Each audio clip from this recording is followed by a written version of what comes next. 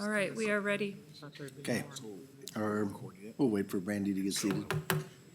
Been here the whole time. All right, I would like to call the Meeker County Board of Commissioners regular session for Tuesday, December 2nd, 2025 to order. Would you please stand and join me in the pledge?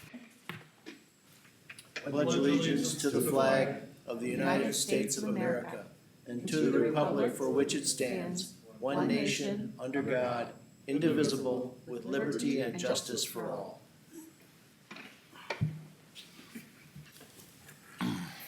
Everybody pull your mics closer. I've been getting a lot of complaints. Is there anyone from the public who would like to make comment? Okay, hearing none. The agenda, we have an agenda as printed. Are there any additions and or corrections? None today, Mr. Chair. Okay, I would look for a motion to approve the agenda. So move, Mr. Chair. I'll second. Okay, motion by Commissioner Olberg, second by Commissioner Schmidt. Any further discussion?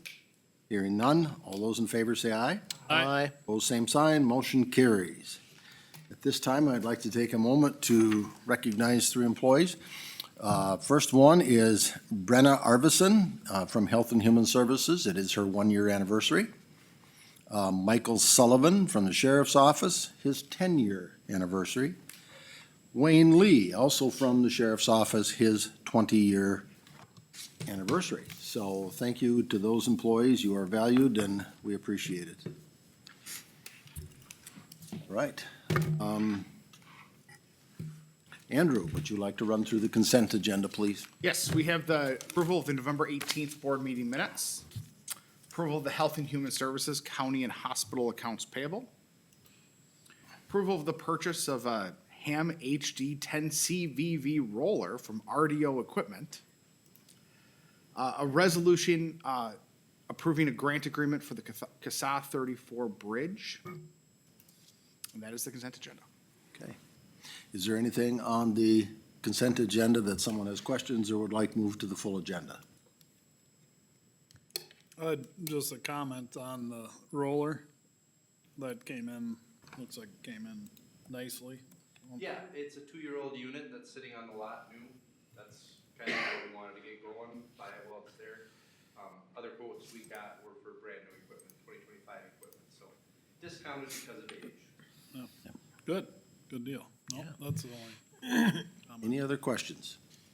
Mr. Chair, I'd move the consent agenda as presented. Okay, we have a motion by Commissioner Schmidt. Is there a second? Second. Second by Commissioner Samke. Is there any discussion? Hearing none. There is a resolution in there, so Corey, we will have a roll. Commissioner Schmidt? Yes. Sorry, Commissioner Samke? Yes. Commissioner Van Ort? Yes. Commissioner Oberg? Yes. Commissioner Johnson? Yes, motion carries. I'm never first. I'm sorry. Catch off guard. I'm so sorry. But we gotta pay attention. You are never first. Guess who finally moved up on the agenda list this meeting? Wow. Bill Schmalz. Good evening, Bill Schmalz, Public Works Director. One item on the regular agenda for consideration. It's to approve a resolution of sponsorship for the city of Kingston to apply for the Local Road Improvement Program grant to the state of Minnesota. This is the same grant program I was here 2 weeks ago to talk about, getting sponsorship for Darwin Township. This is for the city of Kingston. So 2 of the roads they're targeting with the program are our state aid roads. So they try to cover part of the city's cost for those projects, and a north-south city street, I think. 722nd Avenue, I think, that kind of runs up. So this sponsorship resolution basically puts us on the hook to help them through the process, which our department will do. We ask as their fiscal agent and handle the money, make sure that they meet all the requirements that are necessary, if they get the funds. Questions for Phil? Okay, hearing none, then I would entertain a motion. Mr. Chair, I move to approve sponsorship resolution for the city of Kingston's LRIP application. Okay, we have a motion by Commissioner Samke. Is there a second? I'll second. Second by Commissioner Van Ort. Is there any discussion? Hearing none, this also is a resolution. Commissioner Samke? Yes. Commissioner Van Ort? Yes. Commissioner Oberg? Yes. Commissioner Schmidt? Yes. Commissioner Johnson? Yes, motion carries. Thank you, Phil. Yep, thank you. Greg?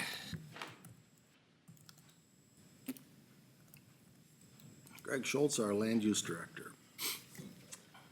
Noon, Greg Schultz, Land Use Director. I've got 1, 2, 3, 4, 5, 6 items for your review today. The first one will be water plan projects for 2026. This is water plan funding. Water plan group met on December 2nd to talk these. There's 5 projects and 5 different lakes that were submitted, and then we did have another board felt was maybe necessary to kind of throw some money in at the end of on Lake Minnabell. If you remember, in October, I believe November's planning commission meeting, there was a severe erosion slumping project on Lake Minnabell that was not submitted, but we had some extra dollars in this fund, and we're gonna throw some at that if possible. So, the 5 projects are, we got a Lake Jenny project, Lake Washington project, then we got Minnabell and Stella, and another one. The Lake Jenny project is a sediment control project, retention pond for wetland runoff filter. The Lake Washington project is a sediment and grade stabilization and outlet structure. The Minnabell is to dredge out the mouth of the lagoon on the southwest corner of the lake. And Lake Stella is retaining ponds for 2 inlets into Lake Stella. And on Bell Lake, there's an outlet upgrade and repair project. Like I said, the last one is the Lake Minnabell project, which is the next one we threw in there at the end. As well as that, the board decided to allocate $550 per lake for water testing. So it'll be a total of funds, if all projects are completed and all water testing is done, be a total of $31,900 for this water plan projects, of which we get about $17,997 from the Bowser Natural Resource Grants, and $14,094 would come from in-kind county funds for these projects. Historically, over the last 4 years, for the projects, we spent $21,000, $18,000, $19,000. And this last year, we just spent $22,200 so far has come in for these projects. Generally, we have about $10,000 left every year. So I think the board thought to add an extra project on Lake Minnabell to help these people out in this erosion project would probably not handicap the funds. So. Darren and I sit on that board. And in the past years, Greg, a lot of these folks get approved for these projects, but then they can't get a contractor lined up, or it doesn't happen. So there may be some additional funds that we can shuttle towards the Lake Minnabell project of unused funds here. So Greg is gonna keep tabs on that, and they'll relook at it in probably August. Something like that, Yeah. July, To August. see if we, That's when I was on AIS too, that was Yeah. common. I mean, to have, some projects don't get Yep. done on the timelines that are Correct. theirs, there's funds left over. One question I had, if I may, Mr. Chair. So the 4 agencies, AIS, MinCal, SWCD, and NRCS, are these funds kind of interchangeable throughout those 4 agencies for different types of projects, or do they all work together? AIS is Common. not. AIS has to be used only for AIS. Yes. But the Soil and Water Conservation District, Joe Norman is on our water plan group. We've piggybacked with some of the projects Joe was aware of on this as well. And he's part of the Lake Minnabell, one of the projects on there, he's trying to get funding on as well as the Stella project. I think he's part of that one as well, in Washington as well. So SWCD and Bowser and Water Plan all kind of work together, these projects. They're pretty large dollar projects. Like the Minnabell project alone, like estimated $136,000. The Stella project's $44,000. The Washington project's $24,000, and the Jenny project's $8,000. So you get a few thousand from each of those other SWCD or Bowser. That's all kind of. Well, and that was my question of those 4 agencies. I understand, like, AIS has to use it for a lake project, but are them funds interchangeable a little bit for different projects, or all four agencies work together towards this project, and then if there's something left over, they go to another project, or? I'm not sure how the other, Okay. I'm not I sure how I just, SWCD and Bowser works. I'm not sure. it's not in the script here, so I know I'm off script a little bit, but, I was just curious of how that all flows through. But Is there a time frame when they must use the grant money? Yep, this will be for 2026. So if it doesn't, if they don't get the project completed or paid for by December 31st, then the funds go back to Bowser? Nope. Where do the funds go? Use it or lose it is how this works for these Okay. funds. So, and just one other thing, we share Bell Lake, okay, that's half McLeod. And I asked Andrew, I said, you know, would he contact McLeod to see if, we've done all the work in the past on Bell Lake. It's been Meeker that has kind of taken the front of it, to the best of our knowledge anyway. So, Andrew was gonna check into that for us. I don't, have you had a Andrew chance? has. Huh? And the response I got was that, they were gonna check with their budget committee and get back to me, and, as soon as they could, and I have not heard back yet. That was last I week. can just tell you what that's gonna be if they're going back to the budget committee this year. I asked for a relatively small amount. I asked to split what we were gonna provide as a grant, 50-50, and so, Okay, Well, I well, should at least they're assume looking that. into it. yes. I mean, that's more than they've done in the past. We haven't asked in the past Nobody's either, asked. have we? Is it a 50-50? How much shoreline is in Meeker County versus McLeod County? Do we know that? It's about split. Is it a pretty close split? It's got it. You think McLeod has more? I would guess the southern part is more. We just have the north third of the lake. So if you figure Peepenberg Park Right, and go all around to one side of the shoreline and about halfway up on County Road I 9, would say we have the most severe erosion problems. Yeah. We have the banks. okay.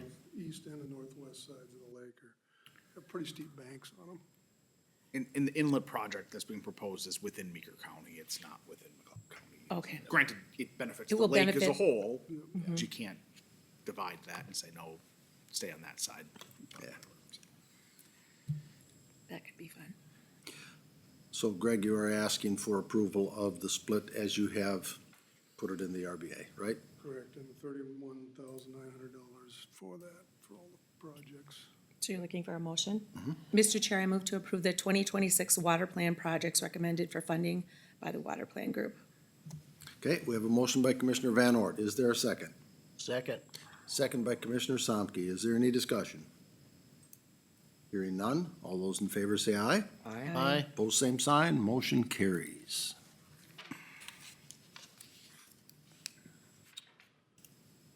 Next project I have is a landscape project on Lake Coronis. It's for Todd and Shelley Truey.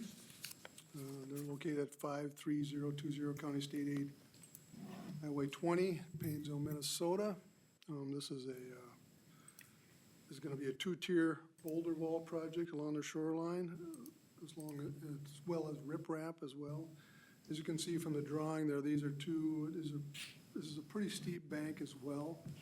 One of the walls is gonna be 7 feet high, another wall is gonna be 12 feet high, which is very uncommon. Most of our walls are usually 4 feet or lower and tiered. So with that, the applicants did supply engineering statements and designs from an engineering group, and engineer signed off on the project for these walls.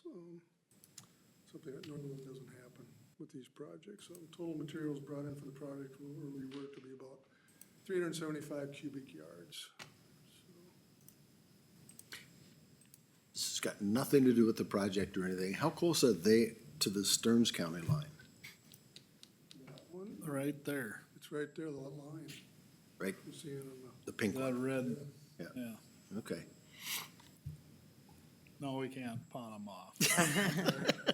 They're in my district. Keep trying, though, sure. I was just curious, because that That's- whole area is, That is a sharp, that bend on the lake there is them are sharp banks. there. So I mean, Oh, excuse me. I haven't been out to the site, but I know. If you look at the site pictures, they're pretty steep. I think in the past, everything was fixed with timbers, wasn't it? 30 years ago. Wow. So is there any more questions for Greg?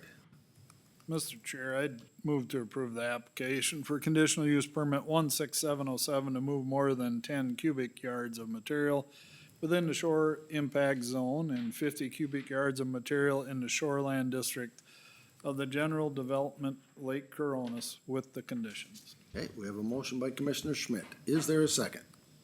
I'll second. Second by Commissioner Olberg. Is there any discussion?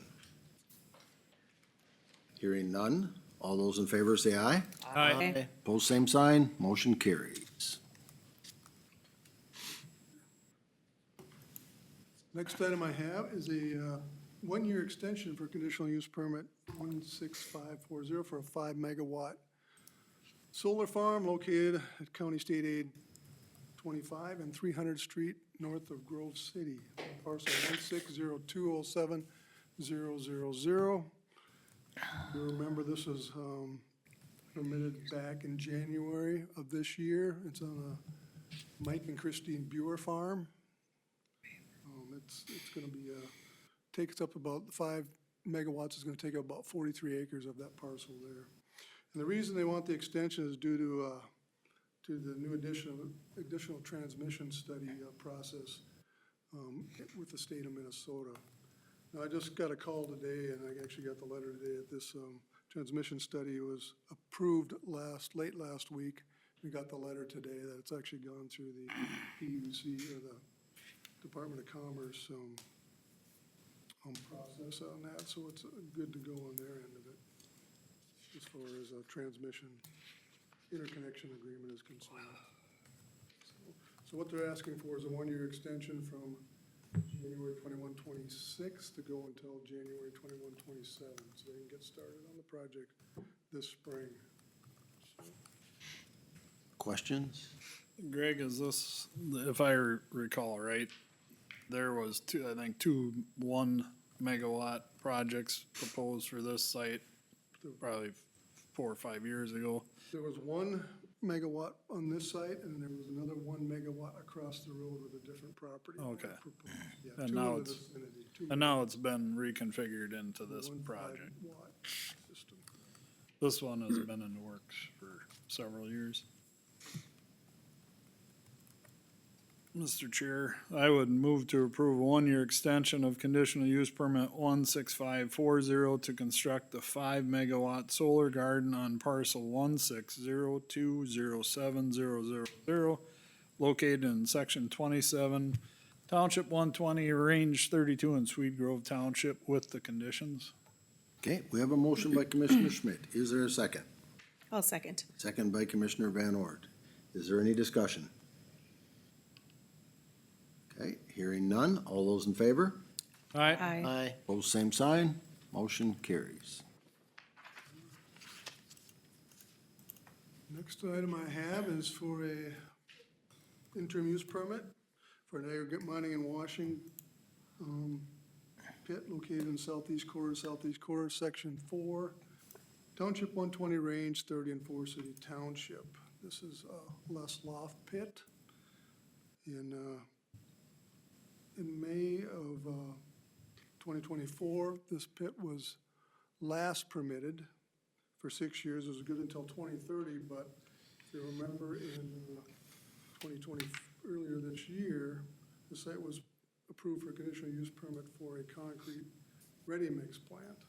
And with that, he's gonna need more capacity faster than what he expected when he got the permit last year. So he's going to be, that permit in 2024 is to mine about 9.4 acres.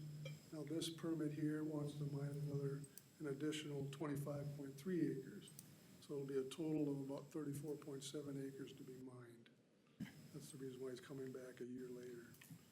It's gonna go to the north on the property, from where the existing pit is now, for those of you who are familiar with it.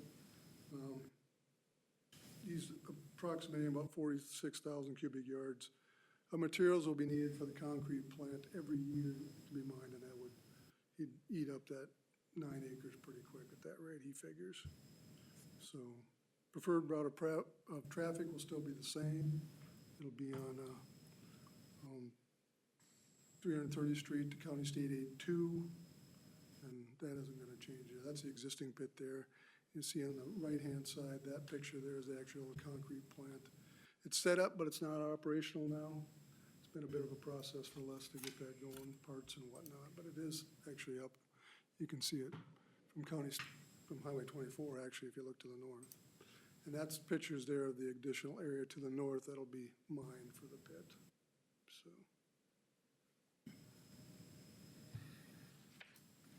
Questions for Greg? I just have one comment Go ahead. in the hearing summary, the first line. Greg Jans asked Leslie if there's expansion in the area that had shallow-minded. I almost read that as shallow-minded. Do a double take. So tell Monica to work on her verbiage, not to trip us up, so. Mr. Chair, But I don't think Greg or Leslie would appreciate me bringing that I'll up. move to approve interim use permit application 16690 to mine, wash, and process aggregate in 1A Agriculture Preservation District in part of the southeast quarter of the southeast quarter, Section 4, Township 120, Range 30 in Forest City Township with the conditions. Okay, we have a motion by Commissioner Olberg. Is there a second? Second. Second by Commissioner Samke. Any discussion? Hearing none. All those in favor say aye. Aye. Aye. Opposed, same sign. Motion carries. And the last item I have is for a interim use permit for a custom exempt butcher shop at a property located at 50609 County State Aid 3, north of Grove City. This is on parcel 170376000.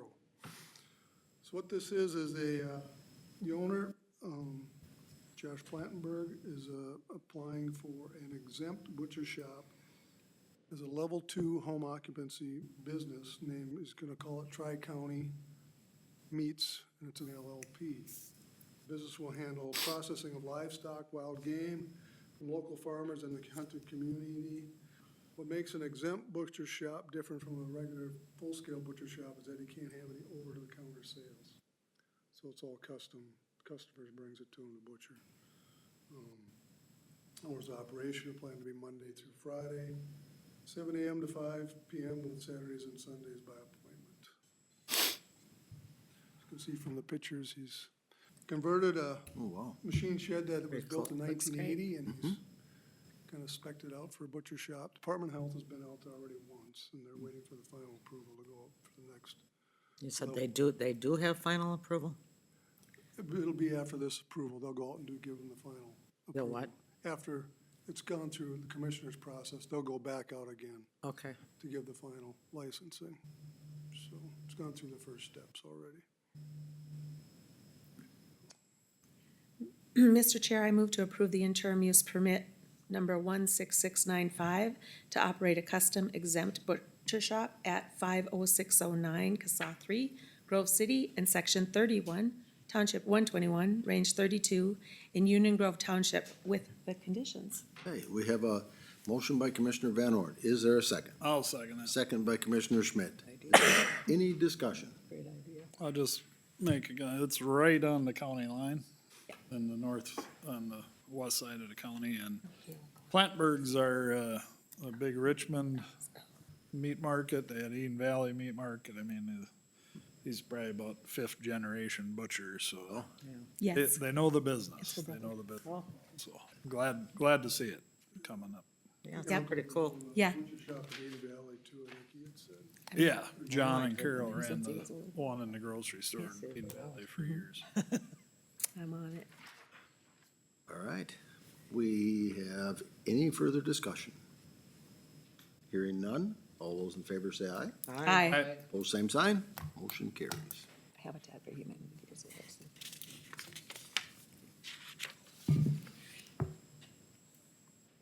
There we go.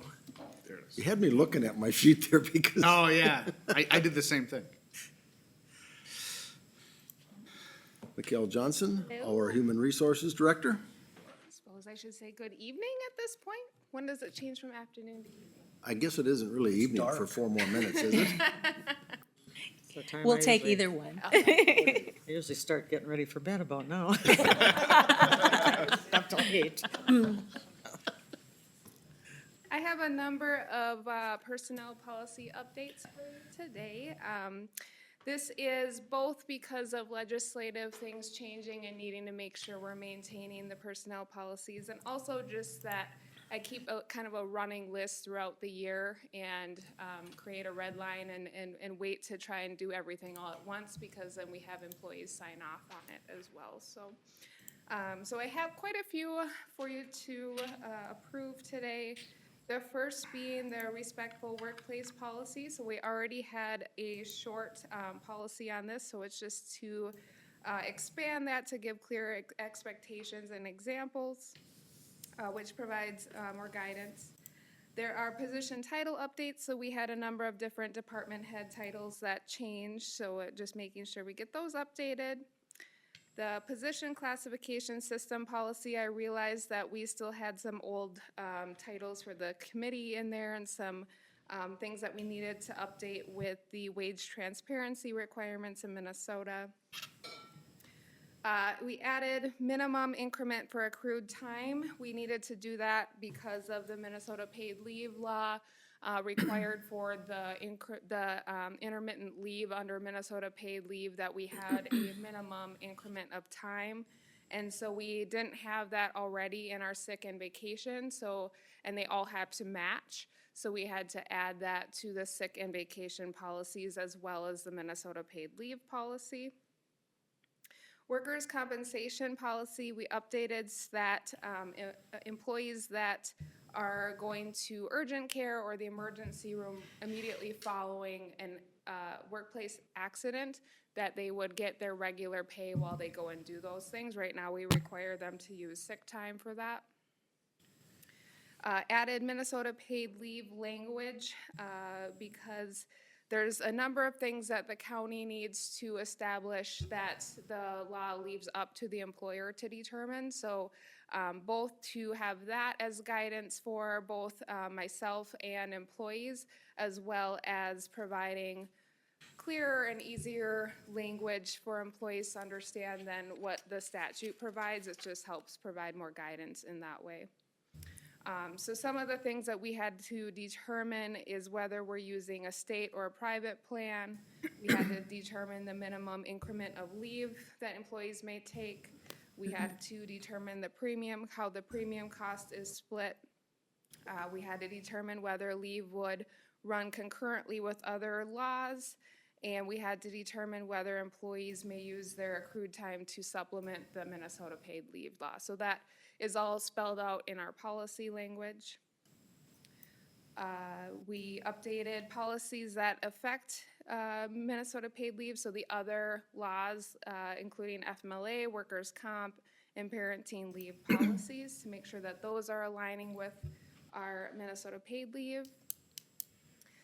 The Minnesota paid leave premiums for elected officials, that is a discussion that I'm looking for having today to make sure that we are getting direction. Right now, the language that's in the policy is just a placeholder until we receive direction from you folks today, and then that will be updated to reflect that. It updated the catastrophic leave bank, that it will be sunset December 31st or until the hours that are in that bank are exhausted if it's before December 31st. The reason for sunsetting that policy is because of the Minnesota paid leave.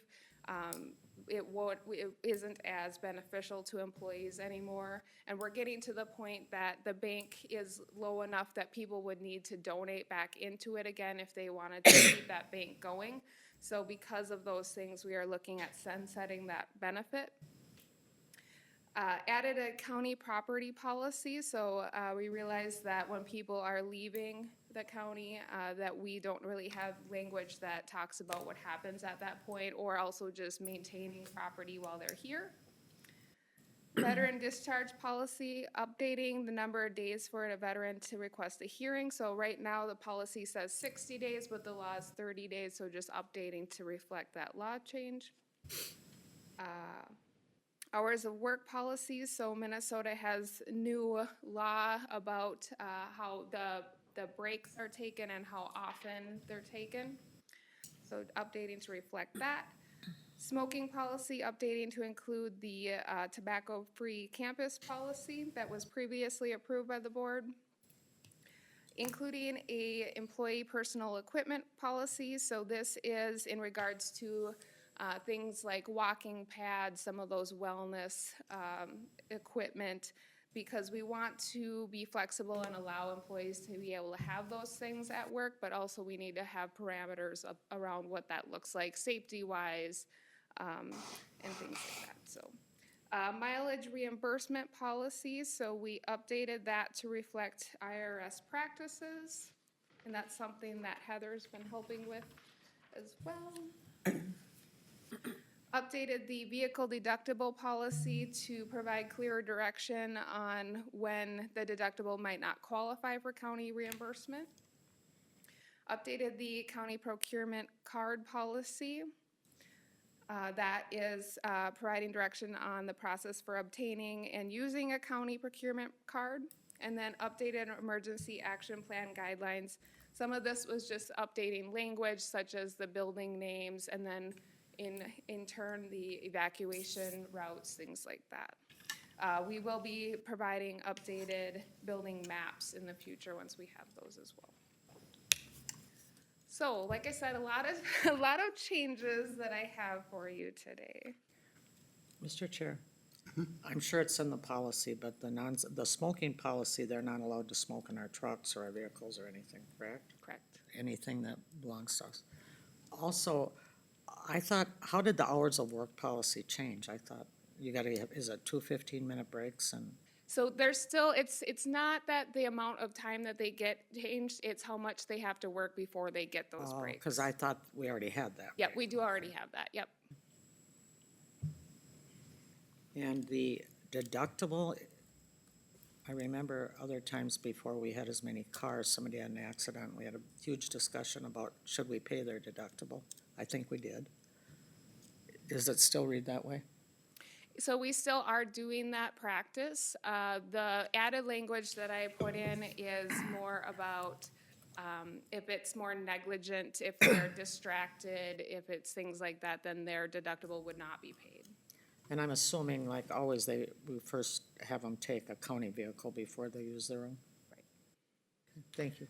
Yeah, we'll pay up to $1,000 towards the Okay. deductible. I but- couldn't remember, but I know we had a discussion. As Mikkel said, if the person is clearly at fault for the accident, then we don't necessarily feel that the county should pick that up.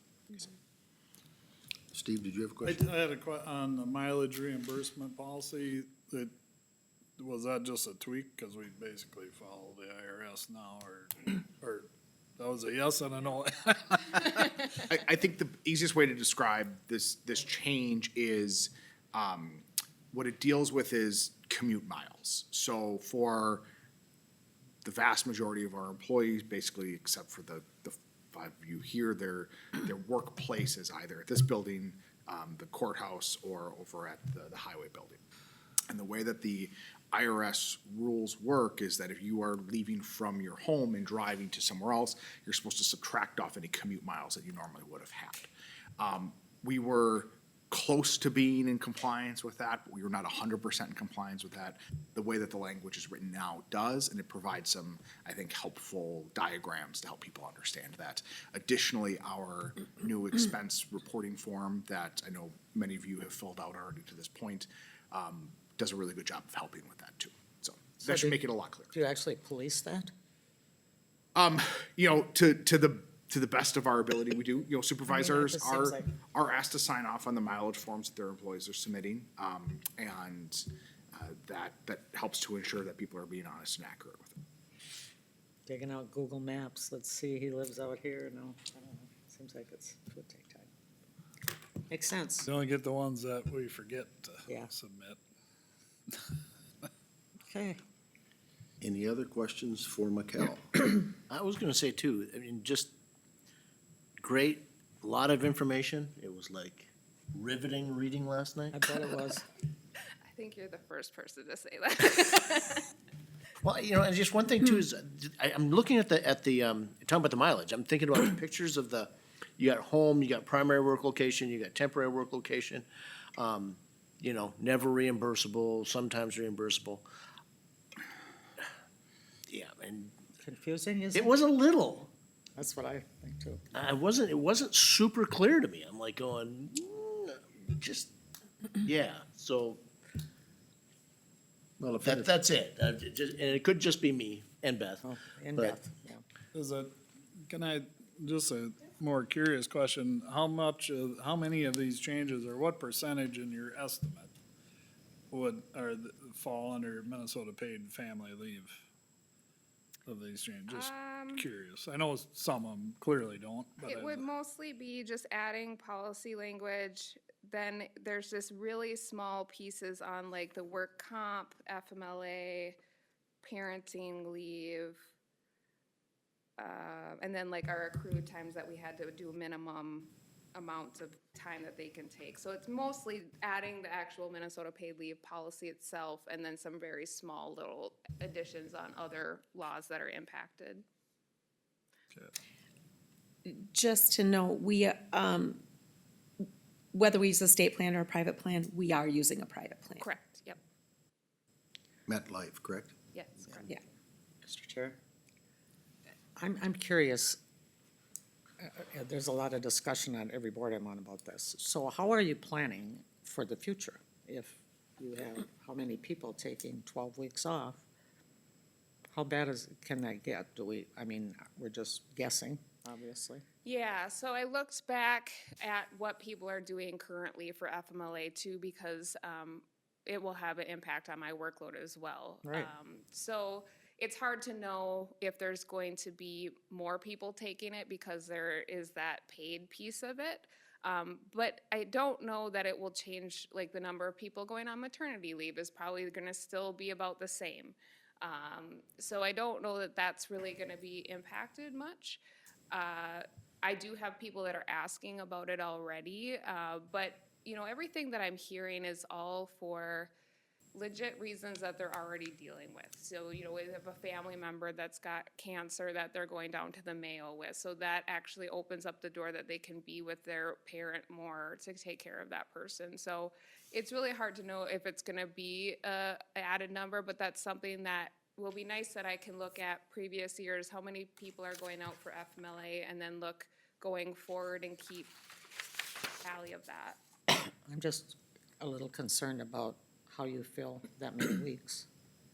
Do you know what I'm saying? Yeah, Because and we already have that problem today when we Do? have Okay. someone who goes out on, parental leave is the most common one where someone's out for 12 weeks. Someone has a baby or they adopt a baby and then they have the opportunity to go and have that bonding leave with their child. And yeah, we have areas where that is a challenge to fill some of those roles and we work to continue to do that in a variety of ways.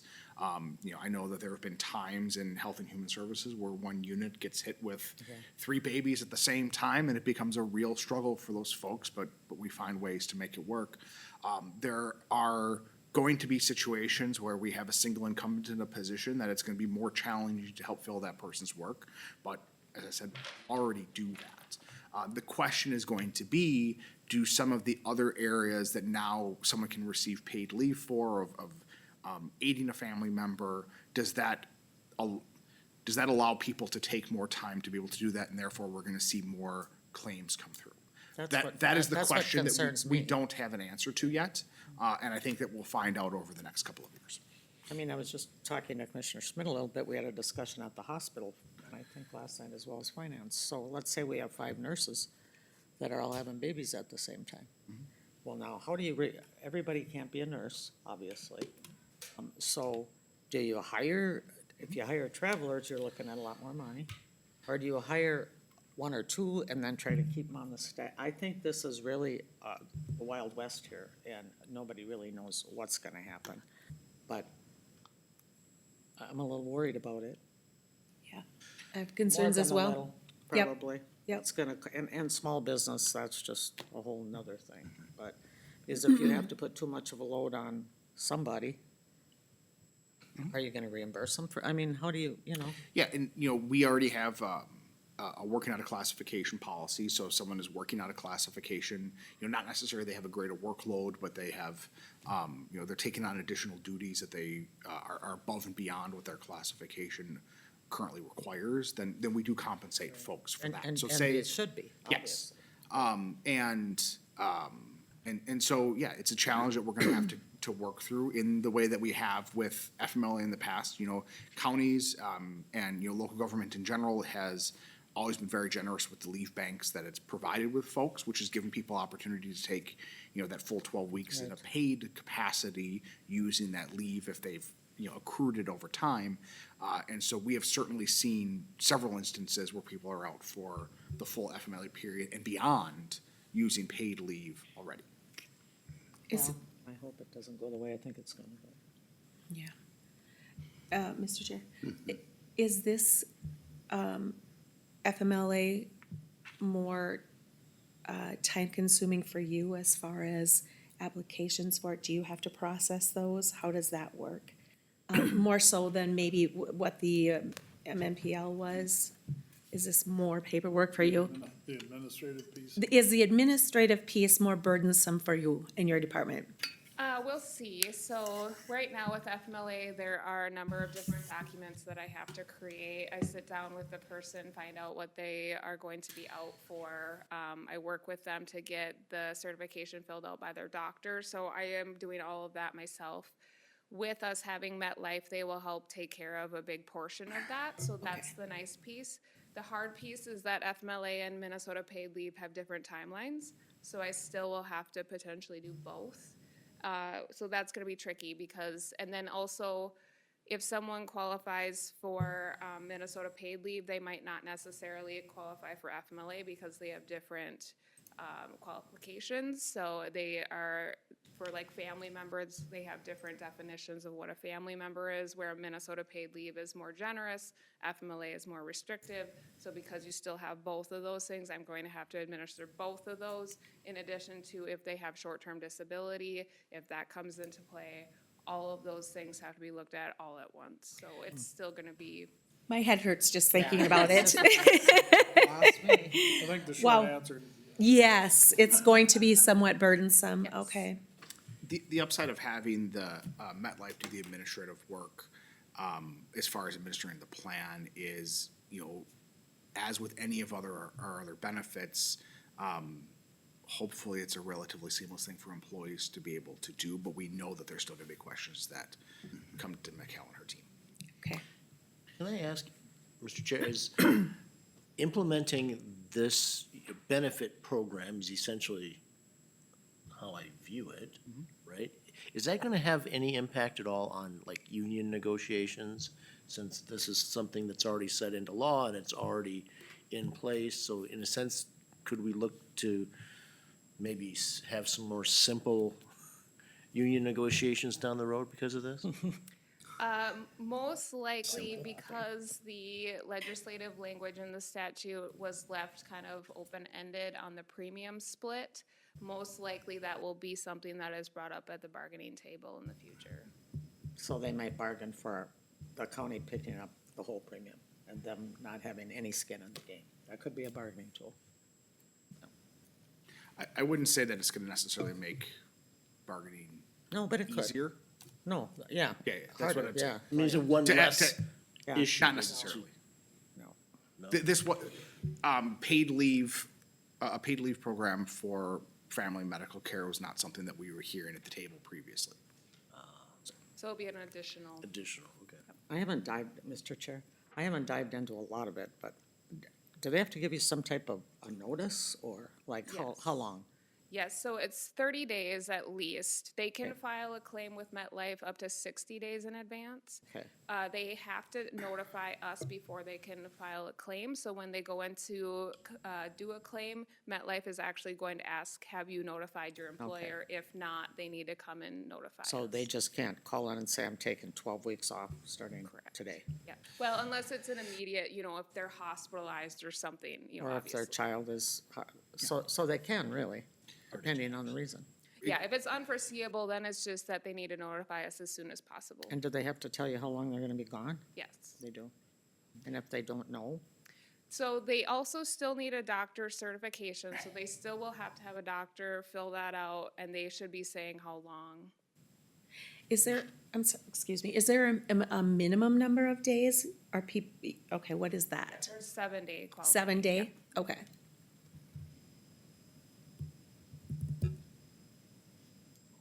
Okay. Right. Can I ask, and I'm sure it's something odd and different, and I'm just not putting it in the right category in my head. The 30-minute minimum, when is that used? So if they were to do like a virtual appointment or something, they could do, it could be half an hour. Okay, gotcha. If someone had a doctor's appointment at exactly 4:30 and they had to leave at 4 o'clock to go to that, Yep. or they had a dentist appointment at 7:30 and they got here at 8:30, they that's. couldn't just those are the skip their sorts of lunch things. break, wouldn't that be easier? Um, I mean, that's all I'm saying. No. but we have to have a minimum, and what we have found as we've looked at. Let's not use too much As we've conversation. had I know. What was conversations I with, thinking? Government and with our department heads, as we've looked at time records, we have seen increments as small as that. And so we didn't want to necessarily, we didn't want there to be an infinitely small number. We didn't want someone to be able to claim 1 minute. And so to have Because ultimately, they You have to their set a threshold at 15-minute some point. breaks too, so. I understand. I would Thank you. love to personally meet and congratulate the legislator that drew this up. Yeah. Haven't you met him yet? Oh, well, you're down there a lot, so still. There's still hope, Commissioner. This is ridiculous. I know. They were on I just wish TV it would be the congratulating same everyone today. As FMLA and the same reasons. What was that, Mikhail? I just wish it would run the same as FMLA as far as the number of days and the I reasons. think That's there'll gonna make be it a certain complicated. number of people, like always, that are just gonna abuse it and take everything they can get. We have those already, right? They probably have no sick time built up. They probably have nothing built up. So, Well, if we can complicate something for you, yeah. you know that let that's us how know. that will go. And you've been with us how long? It's gonna be, it is 8 years, I think. 8 years. now. Think of all the things that have changed over the last 8 Yeah. years. Yep. Thank you for sticking with us. Yeah, for sure. She loves it here. One thing I'd bring up too on it, like, City of Eden, I'm a fire and rescue. I gotta fill out paperwork on paid family medical leave for, there's not a lot of dollars in fire and rescue work. I'm self-employed, I'm the only employee, I got I gotta fill out I know. paperwork on myself. I mean, Crazy. this is gonna be detrimental to small business. I had to get them ready at the club from the office for everybody to sign and put them in there, and they've got, with part-time people, maybe, they're understaffed all the time. So now they'll just have to close up probably part of, I don't know how you fit. Not everybody can come in and cook or Yeah. run a snowplow truck or, I mean, just doesn't work that way, so. It will be interesting to see how this all plays out. Perhaps interesting isn't the right word. What are our action steps, Mr. Chair? What do we got? Well, We're looking for a motion. we're having to approve. kind of a discussion without having a motion on the table. Do we want a motion on the table for further discussion? Well, I think we have to, So don't bring it up, let's just pass it. the way that the policy is written today is it includes that the elected officials split the premium with the county. Just want to be clear about how that's written right now. So you can certainly adopt this as it's written. That will be the way that it's included. Or you can have a discussion and look to amend it. Well, I haven't changed my opinion. I sent out an email about what it was. We had a discussion, I think Cheryl, you were there, and Paul, And Darren? and Darren, and I still feel the same. And it's not about what they take out, it's the principle of this is very, very flawed legislation. And I thought I really had the answer, so I called this guy and I said, we don't have to even have this discussion, because we're elected officials. And he said, that's only if you're a state official. They didn't include us. So they were smart enough to not do themselves, right? but then they left it here. See why I wanna meet the guy? Yeah, and I want to come along. So my feeling Or hasn't, gal, sorry. you know, we don't get it isn't even about the benefit. It's just the uproar that this is causing. And could they come back and want something because the elected officials aren't? That's fine. I'll roll the dice and try that. I think every employee is very fortunate to have this right now. So, I also think they're gonna go broke, so, I mean, maybe not, but they could, right? Got a great track record going right now of overspending. Yeah. I Well, mean, I'm not a big fan of the entire, whatever we're calling this, paid family medical leave. However, as, you know, and as elected officials that will not be eligible to use this, you know, I understand why some elected officials would rather not pay into it. However, we're all in this together, whether we like it or not. And, We're not in it together because I'm not gonna get a thing out of it. It's gonna add to our issues in the county, depending on how it goes down, Cheryl, and every small business around. So I don't think we're in it together at all. I think Minnesota made a silly, just a very, very flawed law that's gonna affect businesses very, very adversely, if we just, including our hospital, probably our county. if we decide as elected officials not to pay into it, then that burden is passed on to taxpayers. Oh, well. And while I don't like the policy, and I'm not a fan of it, it's like many other government policies. For instance, I think of Medicare or different things that are available. We don't all get to benefit from it, but we're all on the same team, whether we like it or not. We all contribute to it, whether we might someday receive a benefit or not. And because it is a law and it has been passed, that ship to whether or not we're on the team has sailed. We all are part of Minnesota state law because we're citizens of the state of Minnesota. And just because I don't like the policy, it doesn't mean I'm going to pass my burden onto taxpayers. How is it your burden? It is every other person is paying into it. And if I pay my portion, then the county taxpayers don't have to pay that portion But you're for paying me. for something you're never gonna use. I hope So- I'm not, So you're not even part of the mix. If you were, and if the state legislators were, they wouldn't have exempted themselves. They just decided not. I mean, it's not a big amount of money. you are correct that It I isn't might about the never, money. I might never be able to use it. Well, you But- wouldn't be using it as a commissioner. However, someone has to pay for it. Whether I use it or don't use it is not the question. It's going to be paid for. Will I pay for it and contribute to it?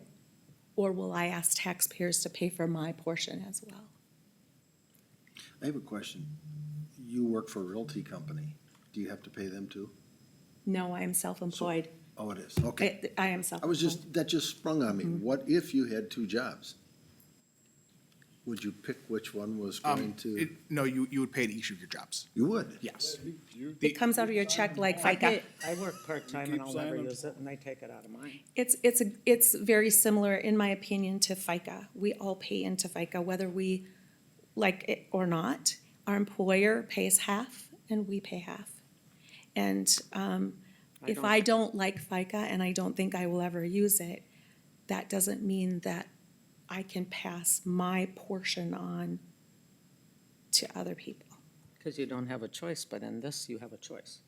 You have a choice here whether elected officials need to pay this or not. Whether we need to, it will be paid by someone. Right, but we have a choice. We don't have any choice whether or not it's going to be paid. We There's have a no choice of opt-out. who's going to pay No, it. but what I'm saying is elected officials do not have to take, they can't use it. We wouldn't be having the discussion if we were, by law, had to pay it. The state governor and or legislators wouldn't have made, they're not gonna pay it.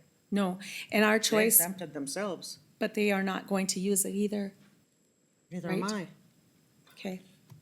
Well, They did exempt it, and Should have been I understand what exempted you're to saying. All elected officials. I understand what you're saying, but, And I understand what you're saying. yeah. well, and I'm gonna make a point here because I think we think that, and I think, to me, I think it's an illegal tax on the employer and the Yep. employee, flat out. Sure. That's my opinion. But we gotta convince somebody in the state legislature of that and have a majority rule with us.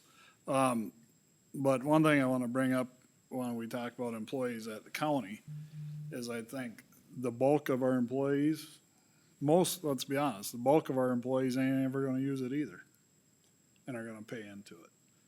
I mean, Why do you think that? because I think that a lot of people, these laws change and they sign the paperwork and they move on and they do their job the same tomorrow as they did yesterday. There So will you be don't- some, and it does open a door for abuse, and I agree with all that. I agree with all that concept, but we also need to realize that the bulk of our employees will never utilize this and they'll pay into it also.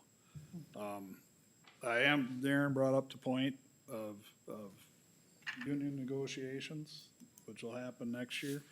That's a big concern of mine, that if we elect, or we opt out because we can, I think it sends the wrong message to the rest of the team, if you will, in Meeker County, and I think them are attorneys that we'll be dealing with when we sit down and negotiate next year, and they will bring this up whether we like it or not. And if we opt out, I think it opens a door that we don't want. We might save $2,000 today by opting out, and it might cost us $100,000 in negotiations next year. Well, they can bring that up because they don't want their employees to pay any. So if they're gonna bring it up, they're gonna. But if bring it we're up. all on the same team, it helps that discussion. We might lose some leverage. That's my true concern and the Darren's point on the negotiations, I think it does affect that. Did you get the letter from our elected sheriff? Yep, I talked to Brian and Brandy yesterday. Brandy, do you wanna speak to it? You're an elected official. I think this is a policy decision, but as far as the legal issue behind it, I think the legislative intent is clearly shown by the fact that the legislators are elected officials and they are exempt from it. Yep. They did not carve out an exception for any other elected officials, and so if you're asking for my legal analysis, that the county elected officials are part of the program. However, there is the option, the carve-out in the statute that allows the county to make the decision of who's paying. So that opportunity is there. And I think as far as the policy decision question, elected officials have to pay a $50 filing fee every 4 years. We aren't, we do stand in a separate area compared to other employees, and that we also sometimes, like my first term, I had to campaign for my position, and so I had to spend a lot more than what this dollar amount might be, and so, to get my job. And so there's other factors beyond just the employee perspective too. You never know when you're gonna be on the front page of the newspaper criticizing a decision. That doesn't happen normally to a snowplow driver. And I'm not picking on the staff, but I'm just saying, there is a difference here. There just is. I agree. Absolutely agree as well. We don't need to discuss how much I dislike this whole policy. Agreed. Darren, did you have a comment or two? You know, I guess, and again, while it's not about the money, the reality is like, as commissioners, I've seen the comparison between what all the other commissioners around our area are making in terms of what that is, and we're not even close. You don't think so? We're not. You know, it's kind of embarrassing, Yes. you know? Yeah. And so, in that sense, I don't have a problem with opting out. I would absolutely agree that our salaries are are considerably lower. However, the way to repair that is to increase our salary, not to decrease our obligation for, this. We don't have an, I'm gonna correct it, we don't have an obligation, because if we had an obligation, we wouldn't have the opportunity to opt out. Good We're point, not obligated here. good point. And if this is gonna be used, I mean, what are they gonna say? Well, the elected, Brandy and Beth aren't paying into it, so we want you to pay all, I mean, I don't see how it's a bargaining tool at all. This is something that I'm sure most of them are, maybe not. Have you heard from anybody that doesn't want it? Yes, So there's people that are against it, that just are never gonna take the time. yes. Besides elected officials, I mean, Yes. because I haven't heard that. I've heard from people saying, I can't wait. I've had quite a few people with very strong opinions that are also worried about people abusing it and things like that. It's, I'm just about guarantee it's gonna be abused, so. So, Andrew, have you heard what other counties are doing? I've asked this question a couple of times, and I have not heard from any other county that I is think they haven't exempting decided. elected officials. That, Yeah. I hadn't heard of any other county that was even having the discussion about it, that they were gonna have the elected officials split the premium 50-50. They were what? They were gonna have all the elected officials split the premium 50. And they weren't gonna discuss it? I have not heard of any county that was gonna have the discussion. I've asked the question a few times to my counterparts. The ones I've talked to, Commissioner, have said absolutely not, I don't wanna pay it, so I don't know. And that may have changed since I've had those conversations. I had them several times over the summer and the fall, and I think as I came closer here, probably people got more vocal about it. I never really thought it would come to this, I thought somebody had come to their senses, but didn't happen. We kept hoping. So, in this policy that you have presented tonight, is there anything that urgently has to be passed today? Because, and the reason let me finish here. The reason I'm saying that is we're going to AMC, where we are gonna be able to talk to a lot of our counterparts That's a good idea. and find out what's going on in other counties. Would it be a good idea for us maybe to just table this to our next meeting and pass it then if there's nothing urgent in it? I mean, that's fine with me. That's just an I option. doubt if I'll change my mind, but Can we even I mean, tweak that a little, Mr. Chair, that, we can approve everything but this item, so at least McKell knows how to get all the paperwork but this one paragraph? I mean. is that helpful if we do it that way? When Or is doesn't the it matter? next meeting again? December 16th. Okay, so all of the changes that I'm requesting that they go into effect January 1st anyway, So we have so. time. But at least you'd have to, yeah, I mean, you're not waiting with the whole packet, you could go through and make your adjustments, and is this the one item? Is what- That's the only item I have to Yeah, struggle and with. mine too. And this is really just about the 7 elected officials. There's not Correct, anybody I'm missing. correct. 5 with votes on this decision, Correct. 7 total, but. Correct. And you I know, when just- when you listen, when you read Brian, you know, he doesn't, when I read what he had, you know, and it isn't about all of them, but it amounts to more money when you make more, obviously, right? For Absolutely. something you're never gonna use. Oh, So let's go back to this. Should we entertain a motion that would move everything else except for, as Steve said, the one paragraph forward? I would suggest that we just, if we're gonna Table table both. anything, let's table it all. The reason being is we already know what the changes are gonna be to finalize the document. Okay. It doesn't, I don't think that it Okay, necessarily, We're providing direction. yes, and we're not, we're gonna hold off on having employees sign off on it until it's fully finalized. So it doesn't necessarily expedite things for us to approve everything else at this Okay, point. I so would we make would that- need a motion to I'll make table the motion this. to table the whole personnel policy changes to the next meeting. Okay, to December December 16th, 16th. correct? Yeah. I'd second that motion. We have a motion and a second. Motion by Commissioner Olberg, second by Commissioner Schmidt. Any further discussion?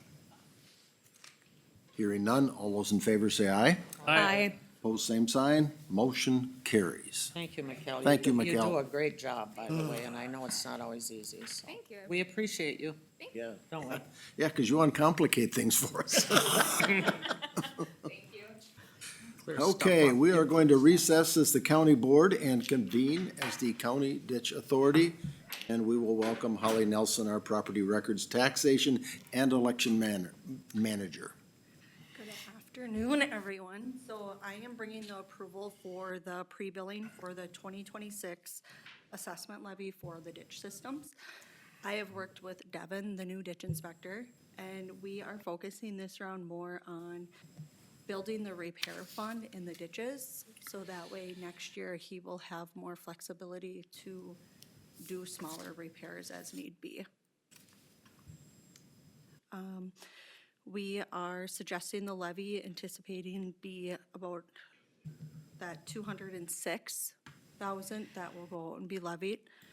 All taxpayer parcels with assessments in excess of $100 will be mailed a payment notice. Parcels with assessments under 100 threshold will be assessed directly to their 2026 property taxes. Does anyone have any questions on them? Mr. Chair, if I may. Holly, is there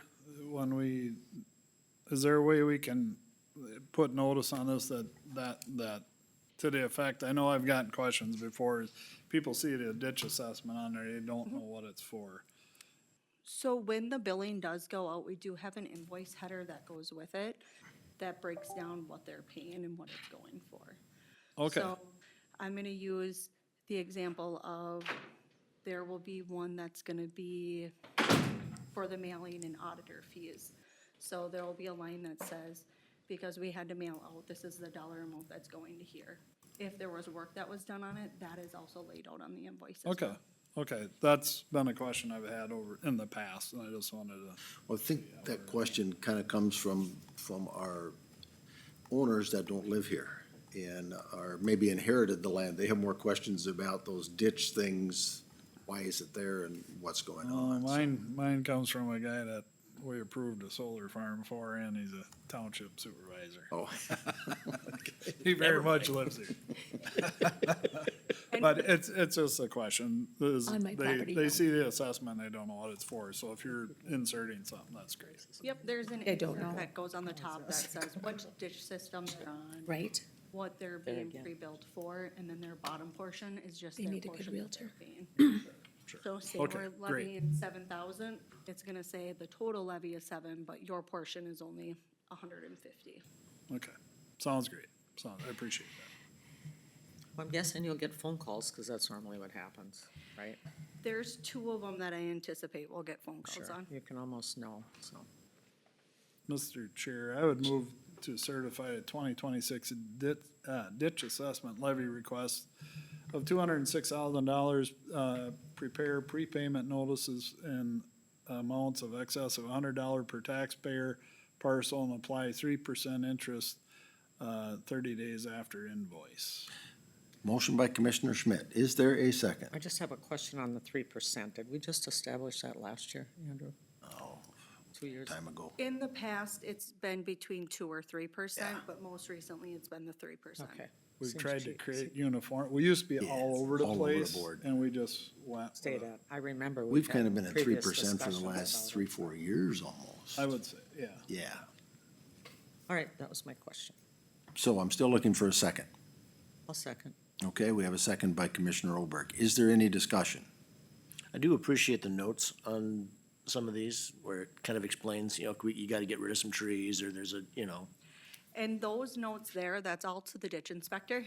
We were working together and we're hoping that now that he has seen this, that next year we can have more notes in there and he'll have a little bit more under his belt of what he wants to have happen on the ditches. no, I just appreciate that because just having that verbalized and it just gives some more clarity, and transparency, which is important. Did you clear that other thing up? Okay. All right, any other questions or discussion? Hearing none. All those in favor say aye. Aye. Aye. Pose same sign. Motion carries. Thank you, Holly. Thank you, Holly. Yes, We will thanks. adjourn as the County Ditch Authority and reconvene as the County Board. County Administrator Andrew Letson. Yes, so the first thing that we have today is a public hearing on the 2026 fee schedule, what I would recommend, starting with is a motion to open the public hearing. I will give a brief presentation. We'll seek public comment, and then we can close the public hearing. I will entertain that motion. So move. Okay, motion by Commissioner Olberg, is there a second? Second. Second by Commissioner Samke. Any further discussion? Hearing none, all those in favor say aye. Aye. Same sign. So, Andrew. as we do every single year, we take a review of our annual fee schedule. The purpose of the fee schedule is to outline, of course, the fees that we charge for certain services. One of the goals that we had this year, as we took a look at it, was to ensure that wherever we're charging a fee and that we are incurring costs as a result of the services being requested and the person's paying for, that we are fully recouping the cost. The goal here isn't to make money on these things, but to ensure that when someone comes in and is doing something like requesting an interim use permit, that the time that we are putting into that is being compensated by that fee. So you'll see that there are a number of changes throughout here. Some of them are deletions of fees that we're no longer charging or have been removed statutorily. Others are where you see increases. It is all to ensure that we are covering those specific costs. So if there are any specific questions, I'm happy to answer them, but otherwise that concludes my presentation. The one I wanted to ask you, and I should have yesterday when we spoke, did we not increase the jail boarding fee a year ago, too? Is this a second increase, second consecutive year? I would have to take a look back to see what the last time that we did that. I didn't mean to spring that on you, I just couldn't. I don't recall it, but that probably, Maybe it was 2 years ago. I don't recall doing that. Yeah, and these are the fees that inmates pay. Mm-hmm. Yeah, so I would have to take a look back.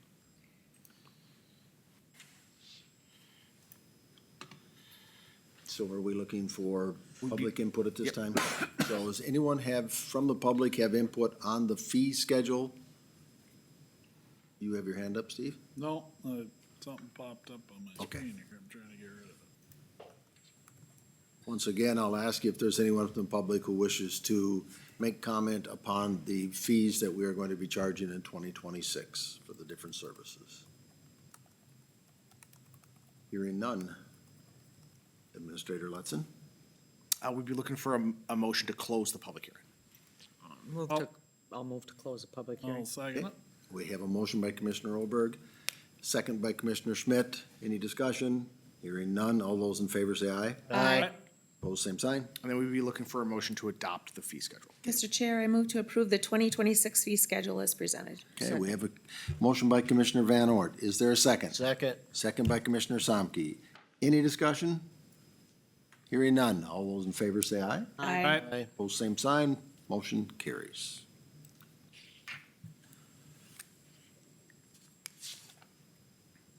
The second item I have for you today is an update on our strategic plan.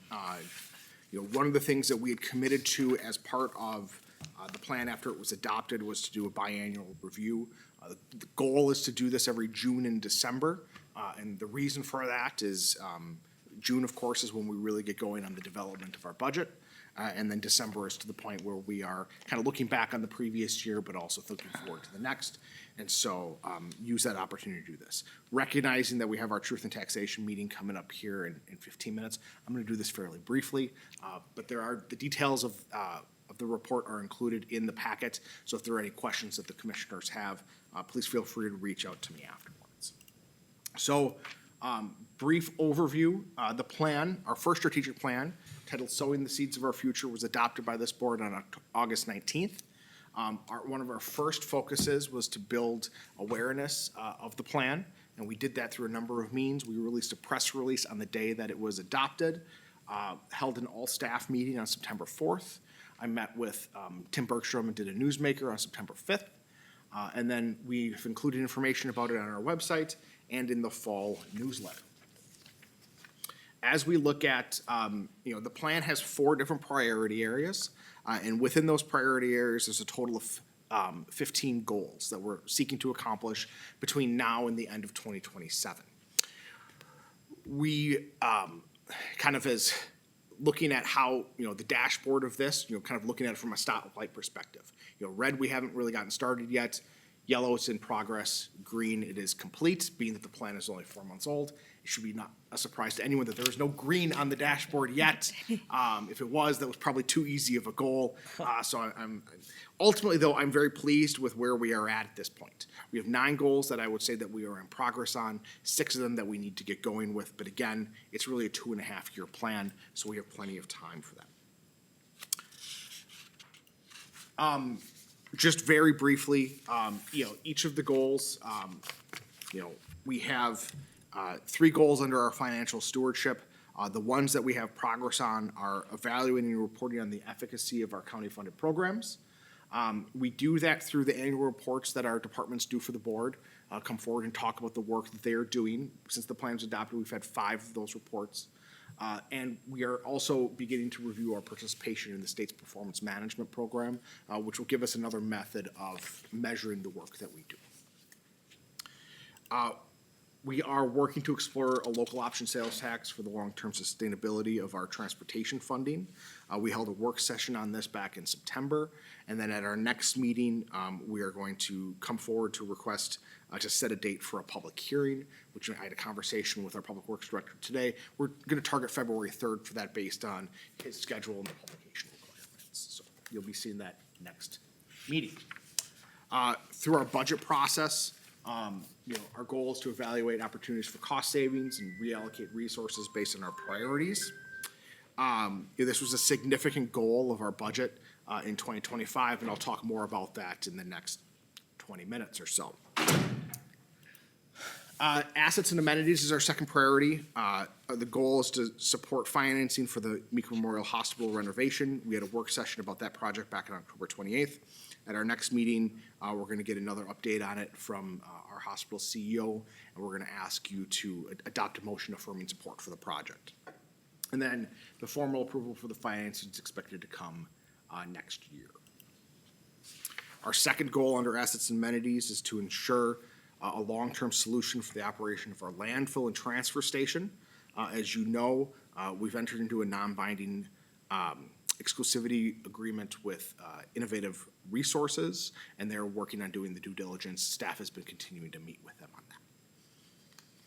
Our third goal we have not gotten started on yet, as well as the fourth goal under that priority. This is where we're going to move a little bit faster. We're not going to talk about the ones we haven't started on yet. Quality economic growth, the first goal in there, we need to touch base with the EDA on this one. But then the Child Care Coalition has completed their goal-setting process. EDA is taking a lead on that. We also have staff from administration and the Health and Human Services who are participating in that coalition, and we'll be coming forward with some updates on that in the future.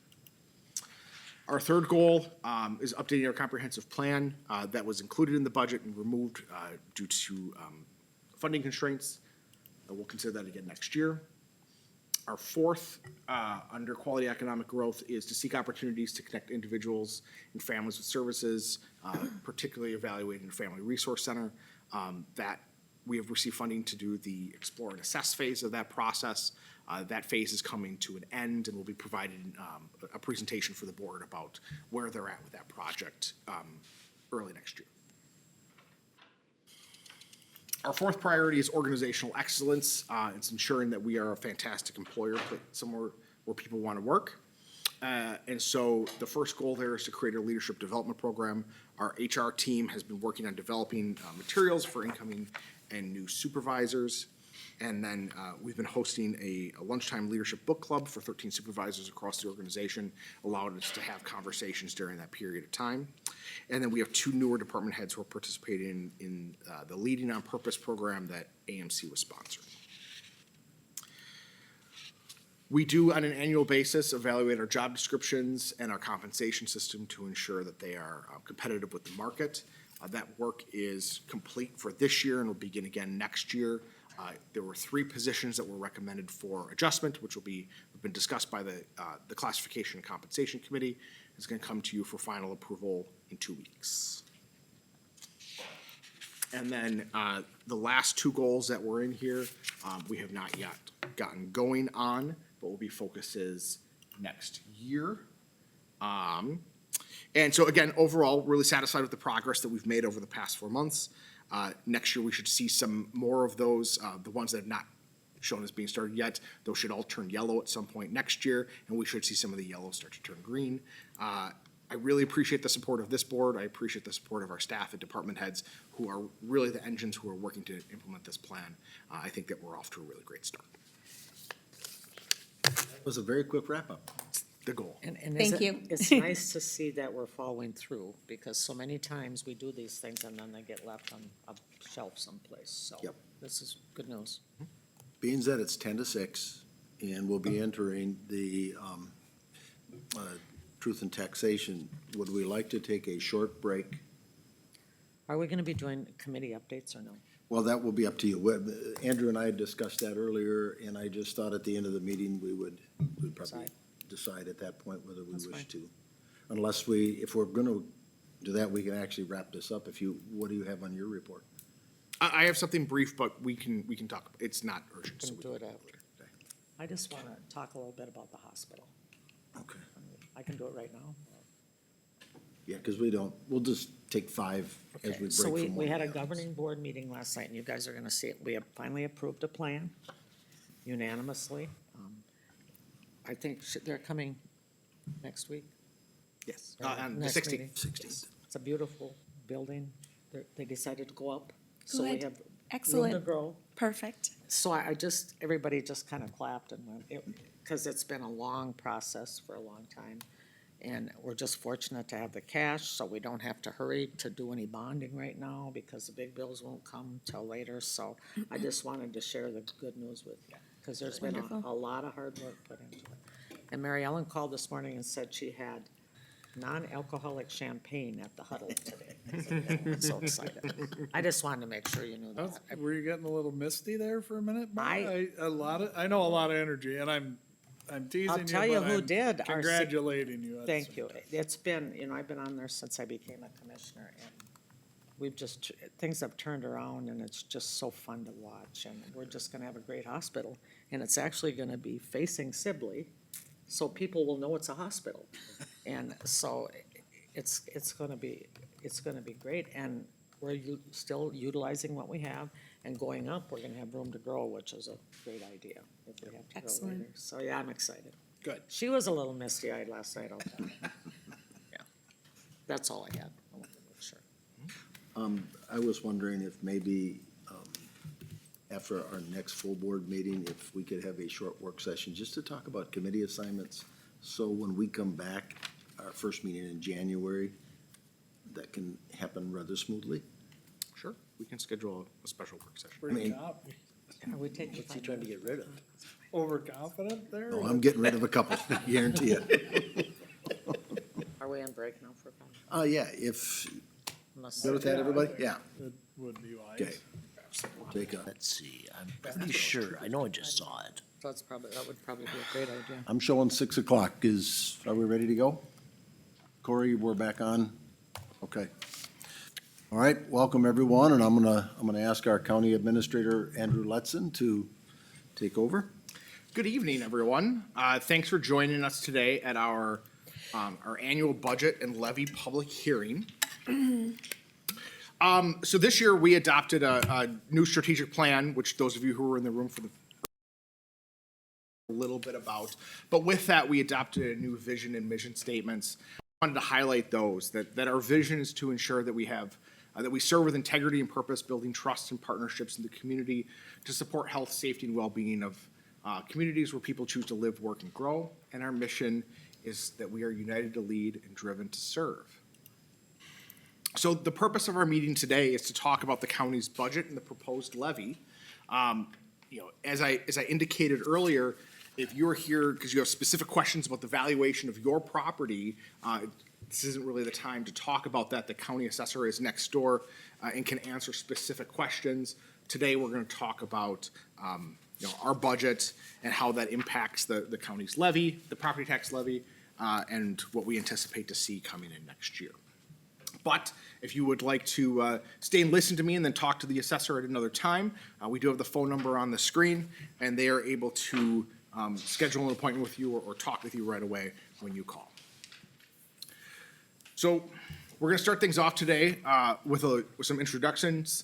We're gonna turn it over, we're gonna have a conversation then about the county's budget, and then we'll open the floor for public comment on the budget and the levy. So as Commissioner Johnson noted, my name is Andrew Letson, I'm the county administrator. I'm gonna ask that we go down the line, just introduce ourselves. I'm Beth Holberg. I'm District 1, Meeker County Commissioner. I have 3 wards in Litchfield and Darwin Township. I'm Cheryl Van Ort, County Commissioner for District 2.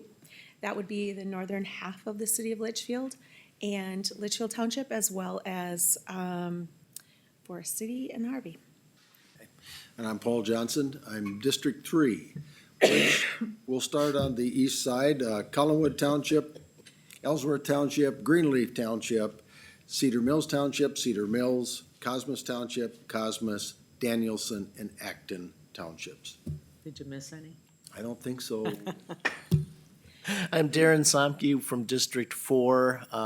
Basically, I'm smirking at Paul because I have Kingston and Dassel Townships And the city of Dassel. and the city of Dassel. Steve Schmidt, good evening, everyone, District 5, and I have basically Grove City, Highway 12, north up to Lake Coronis, which is Swede Grove and Union Grove Township, and then I head east through Eden Valley and Watkins, so that's Manana and Forest Prairie Township. Brandon Sheepfine, Meeker County Attorney, covering the entire county. All right, so before we get started, for those who just came in, we have some written materials off on the table over there that include the full truth and taxation packet, which includes some good information. We also have a copy of the supplement that was included with the truth and taxation notices. And I would ask that if you have not done so, please sign in, just so we are aware of who was here this evening. So the first thing that we want to talk about is what are the things that can affect your tax bill? First and foremost is the amount that the county, school district, city, or township that you live in levies. So what the levy is our indication of what we believe dollar-wise we need to perform the operations of the local government. We identify what that dollar amount is, and then that cost is spread amongst the properties within the jurisdiction for the county that is, of course, across the entire county. If there are changes in the assessed value or the taxable value of your property or any other property within that district, that can cause a change in the tax bill. If the value of your property goes up at a faster rate than the properties around you, well, then you're gonna pay a larger share of the tax because your value is larger, is the proportional share of the whole pie. If your value goes up at a slower rate than every other property around, they're gonna pay a less share of the tax. Changes in the class rate percentages, so each classification of property, the way that the tax gets calculated on there, there's a rate percentage that's associated with that, that's established by the state. So if the state makes any changes to that, that can affect how the tax is spread out. And then lastly, any changes in federal or state aid. The way that particularly at the county, we supplement the cost of the work that we do is through state and federal dollars. And when the state and federal government make changes in how much money they provide us, the cost of the work that we are doing continues to be the same or rises. There's only so many places that we can go, and really the one lever that we have, unfortunately, is the property tax. So how are tax bills calculated? A little bit of property tax 101. You have the total levy, as I indicated before. The taxing district determines this is the dollar amount that we need. That dollar amount is divided by the assessed value of all the properties within their district. So for us, all the properties in the county divides by that. That's how we get our tax rate. That rate is then multiplied by the assessed value of each individual property or your property, and that's how you get to the dollar amount that is owed in tax.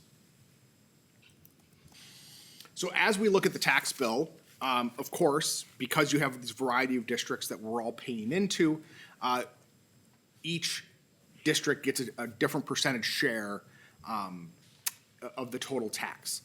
What we have shown on here is the average across the county. Each township has a different levy, each city has a different levy, each school district has a different levy. And so this isn't 100% across the board, but on average, the county receives about 37% of your tax bill.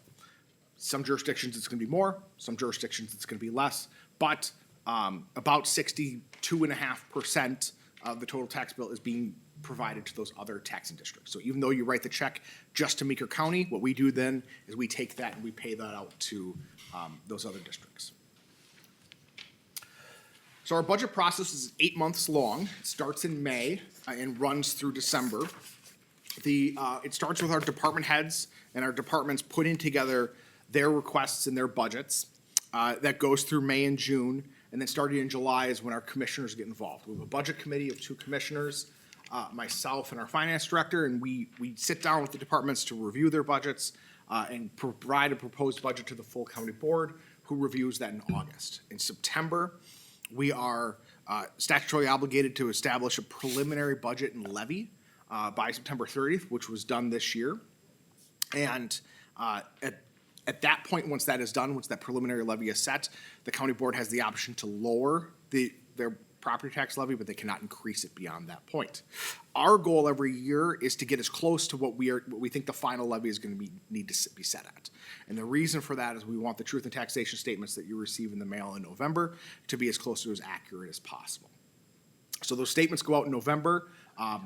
Let you all know about the meeting that we have tonight, which is where we're at right now, which is our public budget meeting.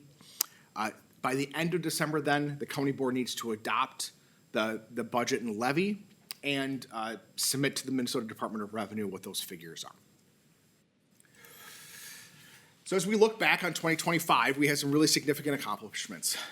The first and foremost is a project that we've been working on for upwards of a decade, construction of which took 2 years, which is the remodel of our government and justice centers.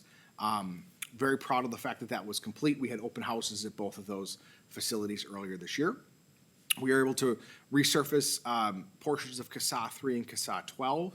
And something I'm really proud of is the fact that we're finally up to date on our squad car replacements for the sheriff's office. During COVID, every department across the country got backlogged in purchase of squad cars. It has taken us 5 years, but we're finally back up to date on it. Not approved, but the problem also wasn't solved. So there's a real chance that come 2028, what we have here is $275,000 in new costs, could be significantly higher. So as we do this, part of our strategy was to try and ensure that as we look at 2026 and beyond, we don't want to build our 2026 budget so that start 2027, when we have this really big chunk that's going to come our way of $1.1 million, we don't want to start in a hole as we get into that. So we want to make sure that we're in a good financial position to be able to prepare for that change. So those are some of the challenges that we have coming. But of course, the tax dollars that everyone pays are paying for services today. And so I wanted to highlight some of those things that all of our tax dollars pay for. Across Meeker County, we have 272 miles of county state aid highway roads. The county also provides maintenance on township roads in most of the townships on kind of a contractual basis with them. But there's 774 miles of township roads that the county helps to maintain. And we have 92 county-owned bridges. Public safety is paid for with property taxes. That includes the sheriff's office, including the patrol deputies, jail, 911 center, our county attorney's office, probation. We have 4 libraries in Meeker County that are supported by property tax dollars. Our offices handle vital and property records, including birth, death, marriage certificates, land records, and passports. We have a public health unit who works in a variety of services to promote health and prevent illness. Our human services teams work to connect members of the community with services and resources designed to help those individuals and families. Our environmental services areas focus on recycling, water management, feedlot inspections, building permits, and inspections for private construction. And then our veteran service team works to connect veterans with state and federal benefits. So as we look at the actual cost of some of these services, our highway maintenance, which of course includes maintenance of the pavement, the bridges, our signs, and then removing snow and ice throughout the winter months, on an individual basis costs $9.08 in property tax per month. This map shows you where some of the construction has occurred in 2025 and where we anticipate it coming up. it's hard to see, but where you see some bright colors is where we're gonna have some improvements over the next couple of years. Our Parks Department, maintains 10 parks across the county, providing a number of amenities, and that costs $1.37 per month. Our Public Health, as I mentioned before, works to, work on programs to improve and promote health and prevent illness. Costs $2.38 per capita per month. Our Human Services, which again connects folks with services in the community to help ensure that they're able to live a full and healthy life, costs $14.85 per month. Sheriff's Office, which is the primary, the largest portion of our public safety, law enforcement, emergency dispatch, $25.43 per person per month. And then the library, which is a fairly small amount, is 81 cents per person per month. So as we look at how the county receives its revenue, we wanted to show you a graph that shows the comparison between 25 and 26. The captions on there are pretty small, but the big chunk that you see here on the left is property taxes, which is the largest single source of revenue that the county receives. We also have state categorical aid, which is identified for specific purposes. State general purpose aid, which can be used for a variety of purposes. Federal grant dollars and charges for services are some of the larger areas. As we look at the expenses, as with probably every single county across the state, personnel costs are the largest share or the plurality of our budget, followed by charges for services, which is our contractual services. I want to highlight a couple of the really significant major purchases or major planned expenses that we have coming up in 2026. We have and are working on upgrading the office software that we use, Microsoft Office software. Our IT department's working towards that. Our courthouse parking lot is in dire need of replacement. I think dire is probably a right word for it. Now that we're done with the remodel work there, it's time to finish that project. We're anticipating that's gonna get done in the spring or summer of next year. Some HVAC improvement work at this building and over at the Justice Center as well. West Ripley Park over on the west side of Lake Ripley, it's pretty descriptive. The playground is looking to be replaced next year. We spent about $750,000 on pavement maintenance. This is not the construction work, but this is the patching and the striping and all of that. We have about $500,000, almost $600,000 in vehicle replacements in our Public Works Department. A blade or a plow truck is usually the bulk of that dollar figure. Just shy of $7 million in roadway and bridge projects. As I mentioned before, some of that mental health service costs that we're incurring next year. $250,000 in squad car replacements and outfitting. $113,000, we're gonna replace a boat and a truck for our boat and water patrol. It's about a 30-year-old boat. Ellsworth Township made the decision to go back into in-person voting, so we were gonna have some costs associated with purchasing the equipment for that.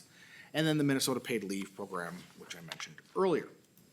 So as we look at how every $100 is spent, this is not just tax, but this is the entire cost in our budget. The three biggest sections are our public safety, highway maintenance, and human services, which are the red, green, and purple that you see on there. It's about 21, 23, and 22% of the total budget. The blue being the fourth largest, the dark blue, is our general government. So that's everything from veteran services or planning and zoning, finance, administration, IT, all those general and support services that we provide. So as we look at 2026, we recognize that some of these challenges are pretty significant. And we want to make sure that we're tackling them in a very prudent manner. And so the kind of big picture, in addition to the things that are outlined in the budget, we want to make sure that we're helping to prepare ourselves for 2027 and 2028. And we're going to do that by evaluating our existing programs, services, and partnerships, making sure that they are efficient, they are effective, and they are still making sense for us. We're going to seek opportunities to fully recoup our costs where we can. We're going to embrace opportunities for efficiency to minimize the impact of some of those new mandates. We're going to pursue legislative advocacy to ensure that those New mandates are being implemented in a smart and efficient way, in a thoughtful way. And we're gonna explore opportunities to ensure the long-term sustainable funding of our transportation projects. So with that concludes my presentation, Mr. Chair. And available for any questions or be a time to open the floor for comments from the public. We would like to open the floor to hear from you. So if anyone would like to step up to the table and just state your first name and ask any question that you would like.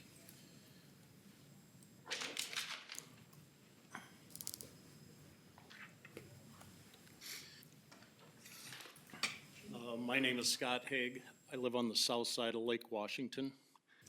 And I just wanted some clarification on a couple things of what percentage of my residential place brings my tax value to this amount. Last year, I incurred a $90,000 estimated value increase. This year's over $200,000 estimated. If I look at the proposed tax rate, and right now, everybody's real estate taxes are public knowledge. You can look them up. So I've done some studies on that. In the city of Dassel, on Lake Stella and Lake Washington specifically, and in the country. If I look and compare my real estate, this new assessment,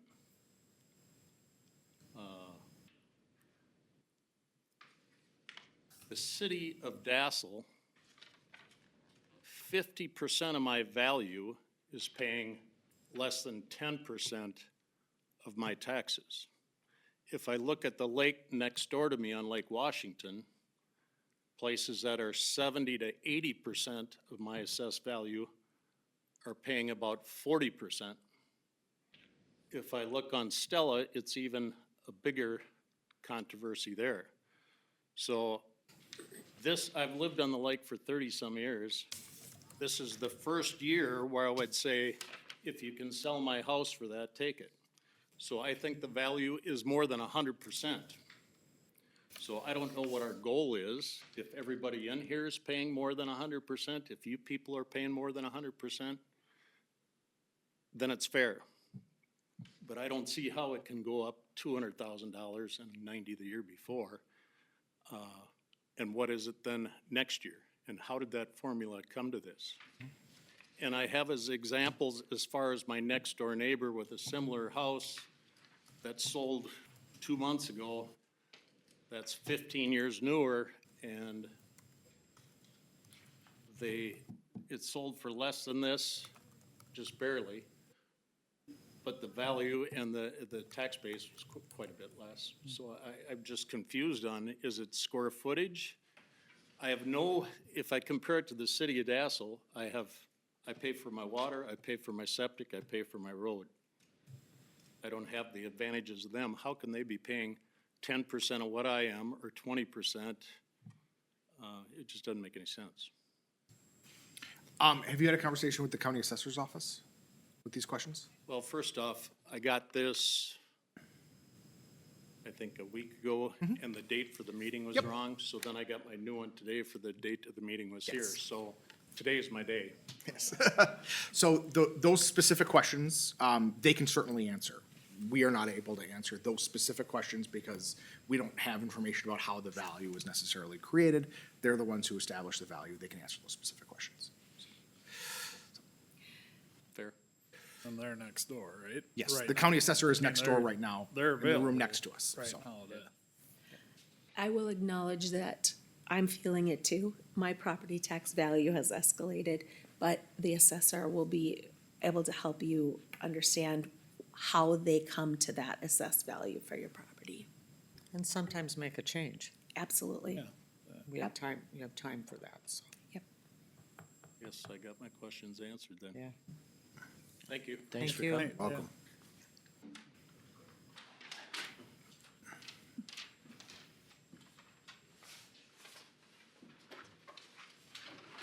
Anyone else, please? This is, I guess I'll ask a question. Ryan Mole, I live in Darwin Township, and, I know it's a difficult position that you guys are in because there's a lot of unfunded mandates from the state, right? And property is the only thing that won't leave the state. Minnesota's thinking that way and trying to tax us to as high as they can. Unfortunately, I think it leaves a lot of residents feeling like they're not part of the process, as far as how money gets spent. The school board, we're able to, approve and vote for some of those. I encourage everyone in this room to vote for, whomever decides to cut costs in the government, regardless of the party. And I guess that's probably where my question is, because private industry is bracing for a bit of an impact. I work in private industry, I'm a W-2 employee.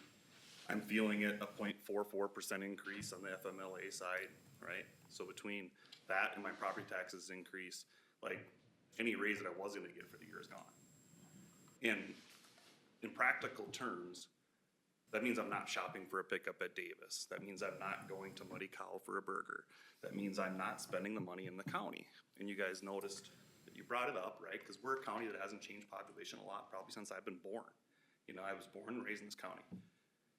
And so the tricky part is how do we keep squeezing that turnip, right? And like the lake people can only put up so much. And the farmers can only put up so much because there's not a lot left in this county. Let's face it. We're not growing. We're not bringing in a lot of new industry. It's the same families that are running the same businesses. So here we sit, right? Unfunded mandates, not a lot of places to generate new revenue in the county, right? And so the tricky part is I'd urge this board to try to figure out a way to cut expenses as best you can, knowing that some of that is being passed on from that family medical leave and everything else from the state side. But try to be cognizant of the people in the county, because the reality is like, I know I'm gonna get probably about a 2% raise this year. And they're gonna say, sorry, that's the budget. Meanwhile, my taxes went up 12%, right? On a property tax level. And I know they're gonna go up at the state level. And despite of it being red or blue, they'll probably go up in the federal level. Because nobody talks about what they've cut, right? And I hate to say it, but nobody here has talked about it either. Like, you guys talked about where the money goes, but nobody's talked about where you might have cut some of the budget. And so I'd urge you to think about that and think about us, because the impact is real. And I think talking to peers, there's a lot of people that are questioning whether or not Minnesota's the right place. And if you're a W-2 employee that can leave the county, you might, right? Because it's pretty tough. And you can look at states next door and run the calculator, you get a raise to move to the Dakotas. Flat out, same job, and I work from home, right? But I choose Meeker County because it's where I was born and raised. So my question is, I guess, is where have you given the best effort to try to cut costs? I know you guys are a service entity, I work for a financial institution, we're a service entity too, right? Majority of it is benefits. And that's why they try to keep my base salary as low as they can, because they know it'll creep up like crazy. Have you tried to rein in some of the county expenditures from a wage standpoint? And is there any capital projects that you can delay so that we're not feeling it at the county level like we are? Because even though there's not a lot of people in here, I think I've talked to more people that are in this room that are upset. And I think I'm just a conduit right now. And I'm trying to be as respectful as possible, because you guys have your hands tied as well, right? Because a lot of it's getting passed on from the state level.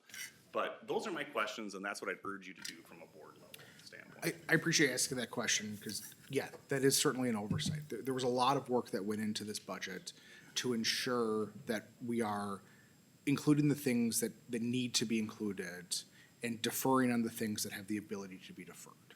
There were, earlier in the day today, one of the things that we talked about was we had money in the budget to update our comprehensive land use plan. That was one of the things that got pulled out of the budget.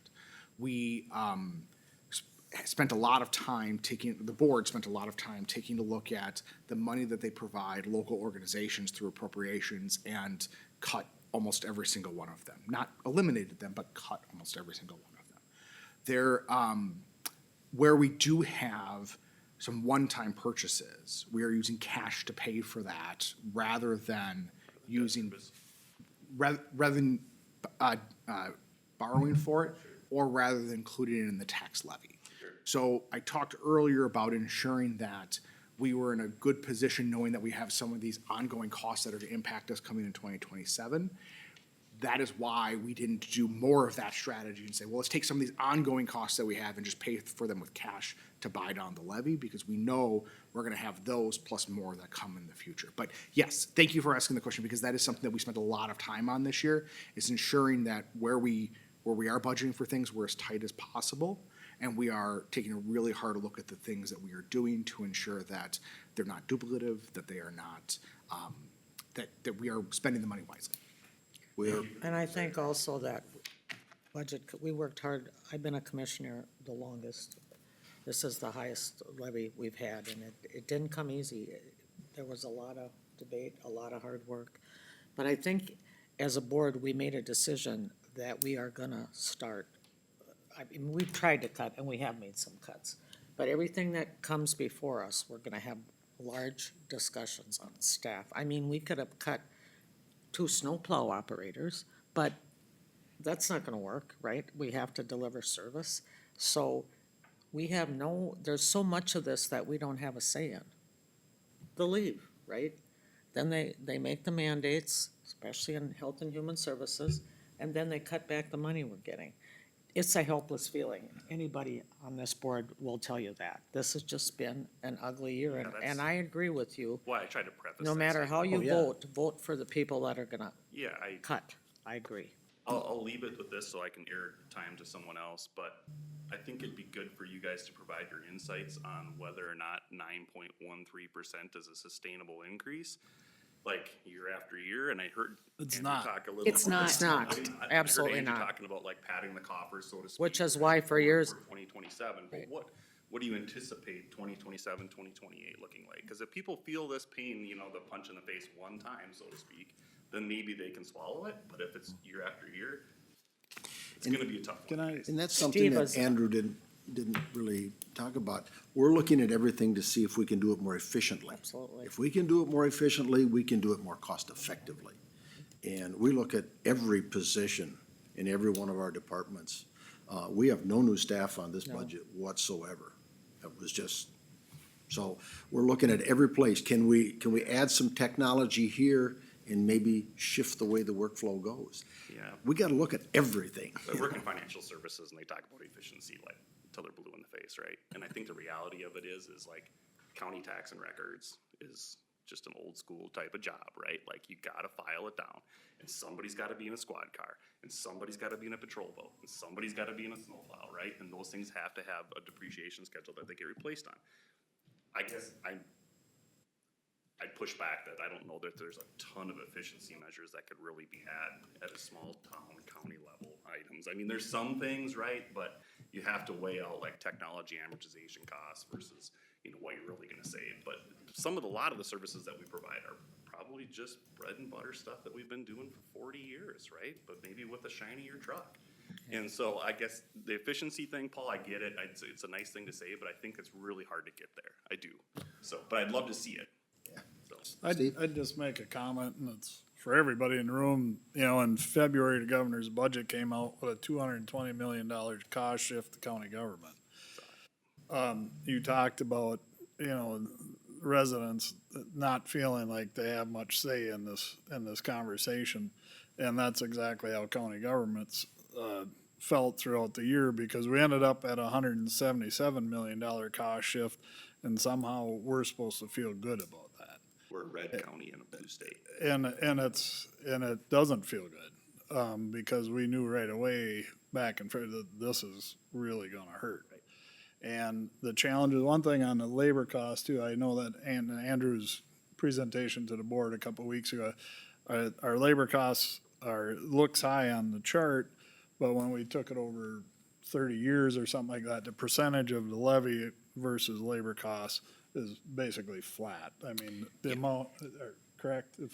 Correct. When we look That at right slide in my mind. when we look at our personnel costs as a share of the total operating costs, it's about a similar percentage. Year over year, what was the budget for labor costs?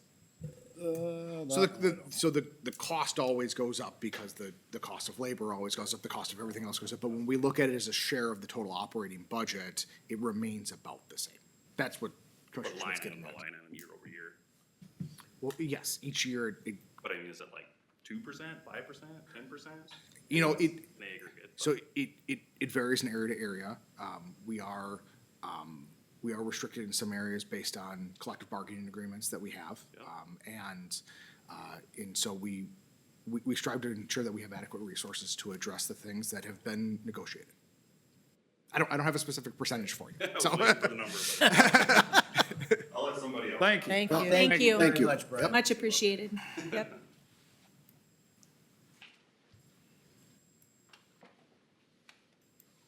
Anyone else? Please.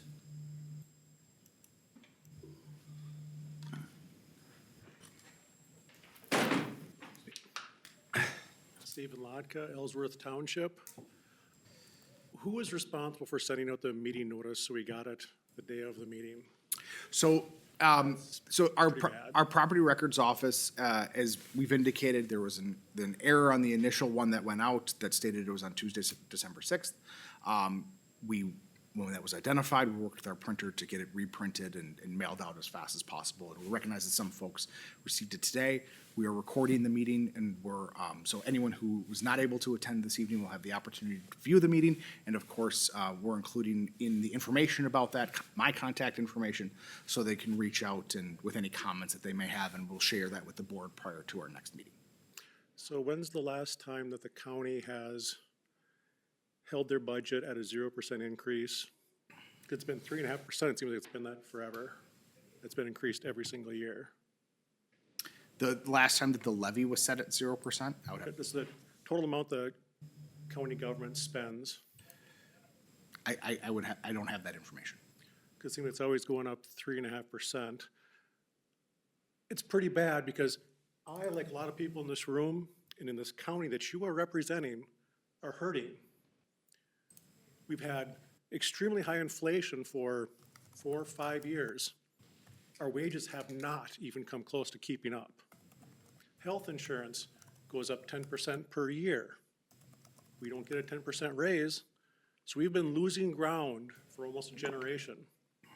I think it's time for county government, city government, state government, and federal government to go on a diet and stop spending all our money. We're hurting, we're running out of money. People are gonna get extremely angry in the near future, I think, because we're losing ground, we're dying, our communities are dying. If we cannot have enough money to repair our houses, your tax levy is gonna go down because your house is worth less now because it's looking shabbier, but then you're just gonna raise the mill rate. So instead of 5% of the value of your house you pay every year to rent it from the state government and the federal government, they're just gonna keep increasing that because they're not gonna stop spending money. I challenge all of you to grow a spine and stop spending money. Slow it down. We don't get that big a raise every year. Why should the government get that big of a raise every year? Push back on the state mandates. Tell them, we don't got the people for it. You only give us this much money, we're gonna have one person to do it, and they're gonna be 5 months behind. And tell the people that are complaining then, talk to your state government.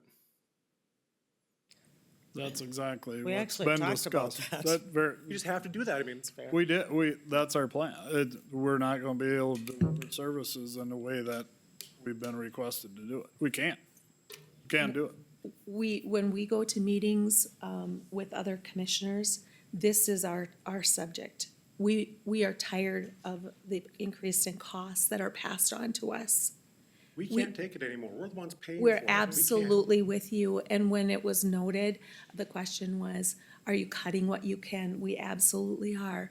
There are some very wonderful groups that come Making tough cuts. us for funding, and those cuts are painful, but they're what we can do, and there was a specific question, and I believe this is, it's public information. There are groups that come to us, like Habitat for Humanity, the Historical Society, Southwest Minnesota Arts, GAR Hall. They all do wonderful work, and it's been painful for us to cut them. But we are doing that because we hear you, and I agree with you. The government is more and more and more. It never becomes less. One other thing that I would like to say is delaying costs sometimes is more costly than if you bought a car 3 years ago, that car would cost way less than trying to replace it today. And so sometimes we have to be careful what we delay. And so part of the increase in the levy is not to get ahead of costs, but to keep up with costs so that levy increase isn't dramatically more. I don't like the increase in spending. In fact, I'm a tightwad, if anyone asks me. And so we are doing all that we can to respect you and your dollar, to do what the state tells us to do, that we must do, but not to exceed what we are doing as much as we can. I hear you. But you have a bigger voice with the state agencies and the people that are in the state and just, And we're shouting. Yeah. We are shouting, Steve spends especially a lot Steve. of time down there, Yeah. he's on it. Absolutely, That falls on deaf ears, they just push it off on us. absolutely. Well, you're seeing real time play out what's going on down there. Yes, That's not, shift the game to the it might be inflated a little bit or dramatized a little bit on TV, but it's still accurate. If to you a want to degree. shift that game back to the state, lower everybody's tax evaluation in this county by 50%, you can raise our mill rate for our county services by 50%, so we're paying for our own services, but you can tell the state to go pound sand, you're not getting our money.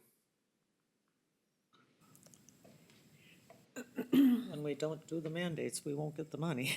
right. Well, had that we also, discussion. we can't arbitrarily lower No. the property tax rates. We, That's mandated by the There's, state too. because we actually talked about, let's just not do it. right. What would We happen had if we that just don't do discussion. it? We've had that discussion, And I think every small county around us has had and the that discussion. repercussions are not You good. have counties in the state of Minnesota that are talking, and one of them is a very large county that has conversations about bankruptcy. That's the kind of conversation. This will have an impact in the future because there's counties that are far worse off than we are. I don't like this conversation. I don't like 9.1s. We had 15 years of 3 or less average. There was a 0 in there. It's back a ways. We had a 1.85 or 1.5 here a couple 1.5. years ago. We've had 3 or less for 15 years, so to be at a 9 is really hard to stomach. 45% of this levy increase is attributed to, in the county number from HHS, from our HHS, that's all cost shifts from the state.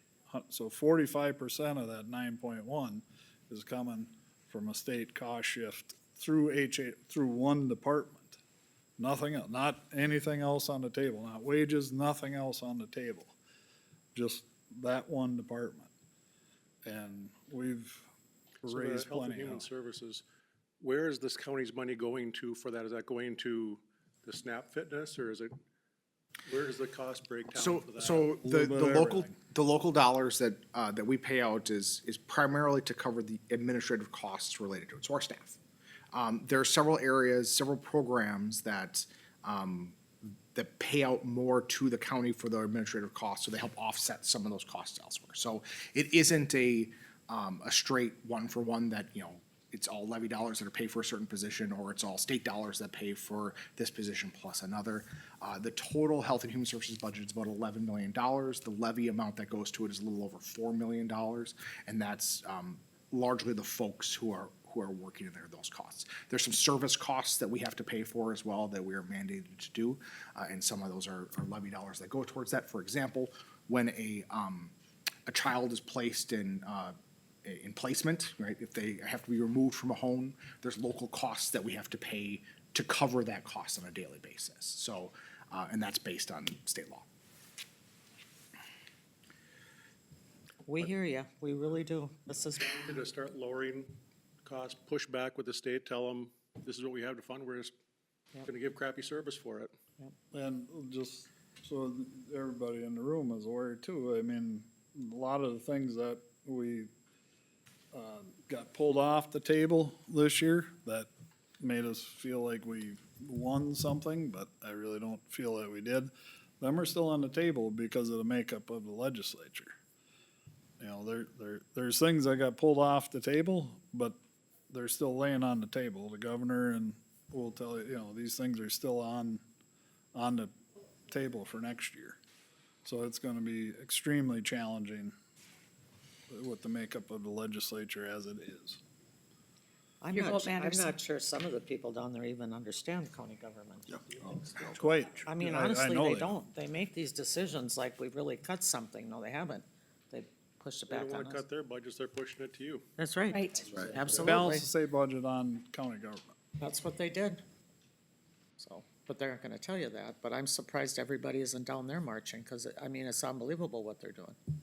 So, Every chance we get, at every opportunity, we go after those representatives and senators and try and get their ear about the issues that they're causing out here for us. And another piece to that too is you have to remember Meeker County has 6 legislatures right now and 3 House members and 3 senators, and they're all Republican. So we're preaching to the choir, we're preaching to the team that could make a difference, but ain't got the votes. Nope. And that makes it extremely difficult, and you got legislators that are sick of being in a minority because they feel helpless too. So, I mean, it's not a great place to be. Promotion train crashes, it's, You're not wrong. No. You're not but wrong. it goes back to the federal government too, because, you know, they'll say, well, we're gonna cut, I don't know, SNAP. So that means we're gonna add administrative costs onto you. So they really didn't cut anything. They made themselves look good, but it all came back to us. I've been in Minnesota long enough to realize with the legislature at the state level is, I mean, county levels to a lesser degree, but it's like, they've always had good years, we're gonna increase spending. Bad years, we're gonna increase taxes because we're not getting enough money off the taxes, so we gotta raise the taxes. And it's been that way, and that's how we end up being in the top 5 nationally for taxes. It's gotta stop and it's gotta start. I agree. Oh, we agree. Or maybe we could just get some of the surplus back, or figure out where it went, either one, you know? It's a whole bunch of conversation here. Yes. We know I where it guess went. we do. I shouldn't have mentioned Fraud. that. Thank you, Steve, for your comments. Thank you. Thank you very much. Anyone else?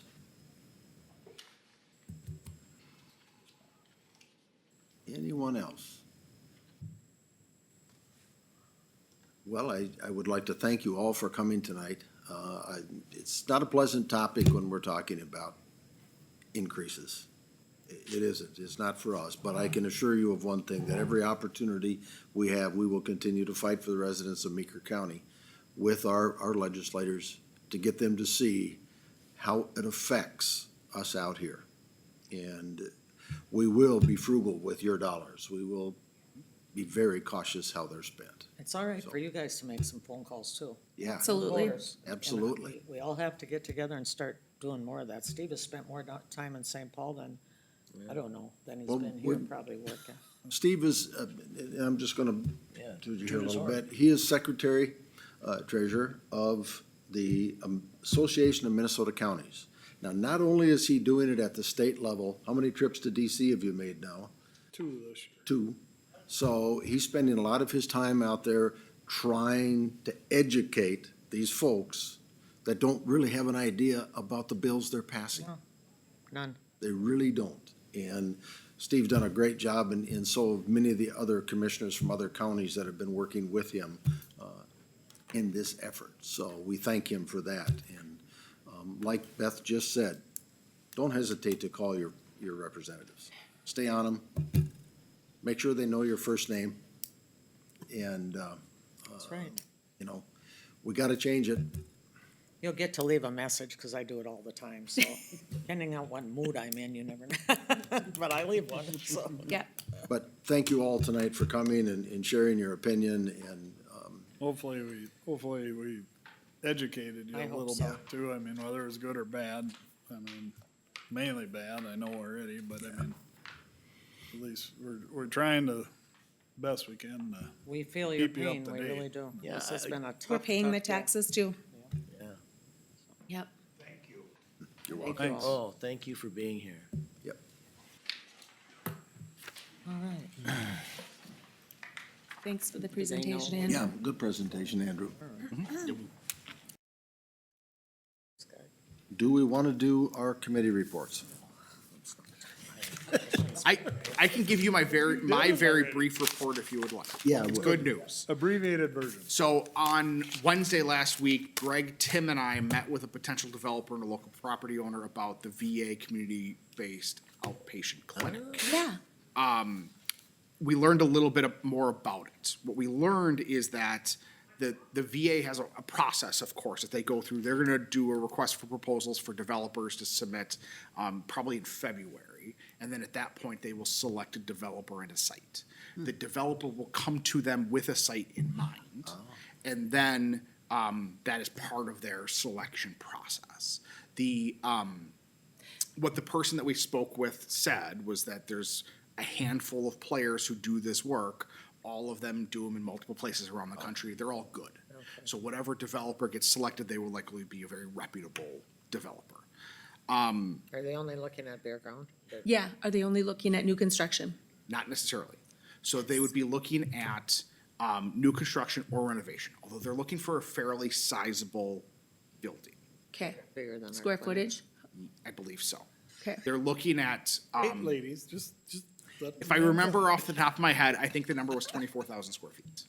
So it's a fairly sizable That is a facility that they're sizable- looking to do. Conflict of They- interest, eh? They will also likely need, Shush. likely will require city utilities. It's like a variance if they want it. So that means, part of the reason we had the conversation with them was to talk about our zoning process.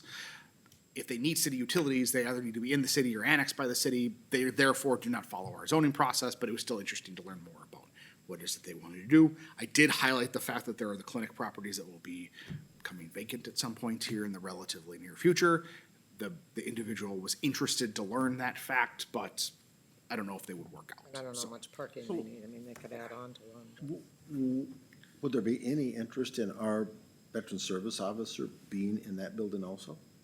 That wasn't a conversation that we had. I was but just that is curious, an- it just came to me just now. It's an interesting idea. I don't know. I don't know if that's I know been the done hospital's a elsewhere. little I mean, bit it'd be kind of concerned. convenient. We need to do some partnering. Thank you for bringing that up. That was also part of my report that I skipped over because I Yeah. was feeling rushed. I'm just kidding. That one of the things that I did make sure I highlighted in the conversation was that we would like to make sure we have a symbiotic relationship between them and the hospital Absolutely. Yep. where possible. Because, we want to make sure that, they're able to be good partners. We where- need to where pull they them can. in and not look at them as competition. We had a little bit of conversation. And there's ways we can be, it's too bad one of those There's clinics. many can be things, there's many things that the VA and St. Cloud cannot do that. Right. They'll let Yep. you choose where you want. Right, right. So, Yes. So Good. Thank you. that concludes my report. for the Okay, the one thing I would like, the reason I brought up that short work session is so that, we're gonna have a first-time chair next year. Beth, right? I might not take it. I just want to go out with one-year chair because you never stop with that. But anyway, I thought, Maybe. that way we hit that road running next year. So if anybody wants to change or get rid of or, Chair? Grab some. No. The commit, yeah, he was, that wasn't, I don't, are I'm you sorry, talking it about wasn't- that chair or this chair? That chair. My chair is Ah, fine. your chair, yeah. Now I get it. that's the only reason. If you guys don't wanna do it and wanna do it on the first I mean, it only in takes, January, I just don't wanna That sit in the meeting I don't wanna go discussing, through what we do you did. wanna trade this or? we don't wanna, I don't wanna, I mean, I don't I think it's like- that big of a deal. I finally Everybody had usually a keeps what bunch they of have, meetings to don't they? report and nobody wants to hear about it. No, go ahead. No, I'm fine. Cheryl, you didn't go to any more meetings. Hell, you were in I am Missouri. Who are you? extremely efficient. All right, I had an HRA meeting. They were audited go. and all is well. Pioneer Land Library is on Sure you course. did. The general government meeting was very educational and they have priorities and the He's extension reading committee from was great. last February's meeting. No, those are, Is there any other business to come before us? just wish you had. Hold on. Steve, I do want to make a point, at the extension meeting, at the end, Greg, Nelson will be going off extension. He's gonna, step off the extension committee. There's been some applicants come in already. And he came over after the extension when he had to leave, and he whispered in my ear that the building, that project that they did over there, they paid it off after the fair this year, and it was 7 years early. Good. So they do have some extra dollars committed with the county dollars to do the parking. Good, that's good news. So Good. Great. they're feeling pretty good. They had the last couple of years, they had really good.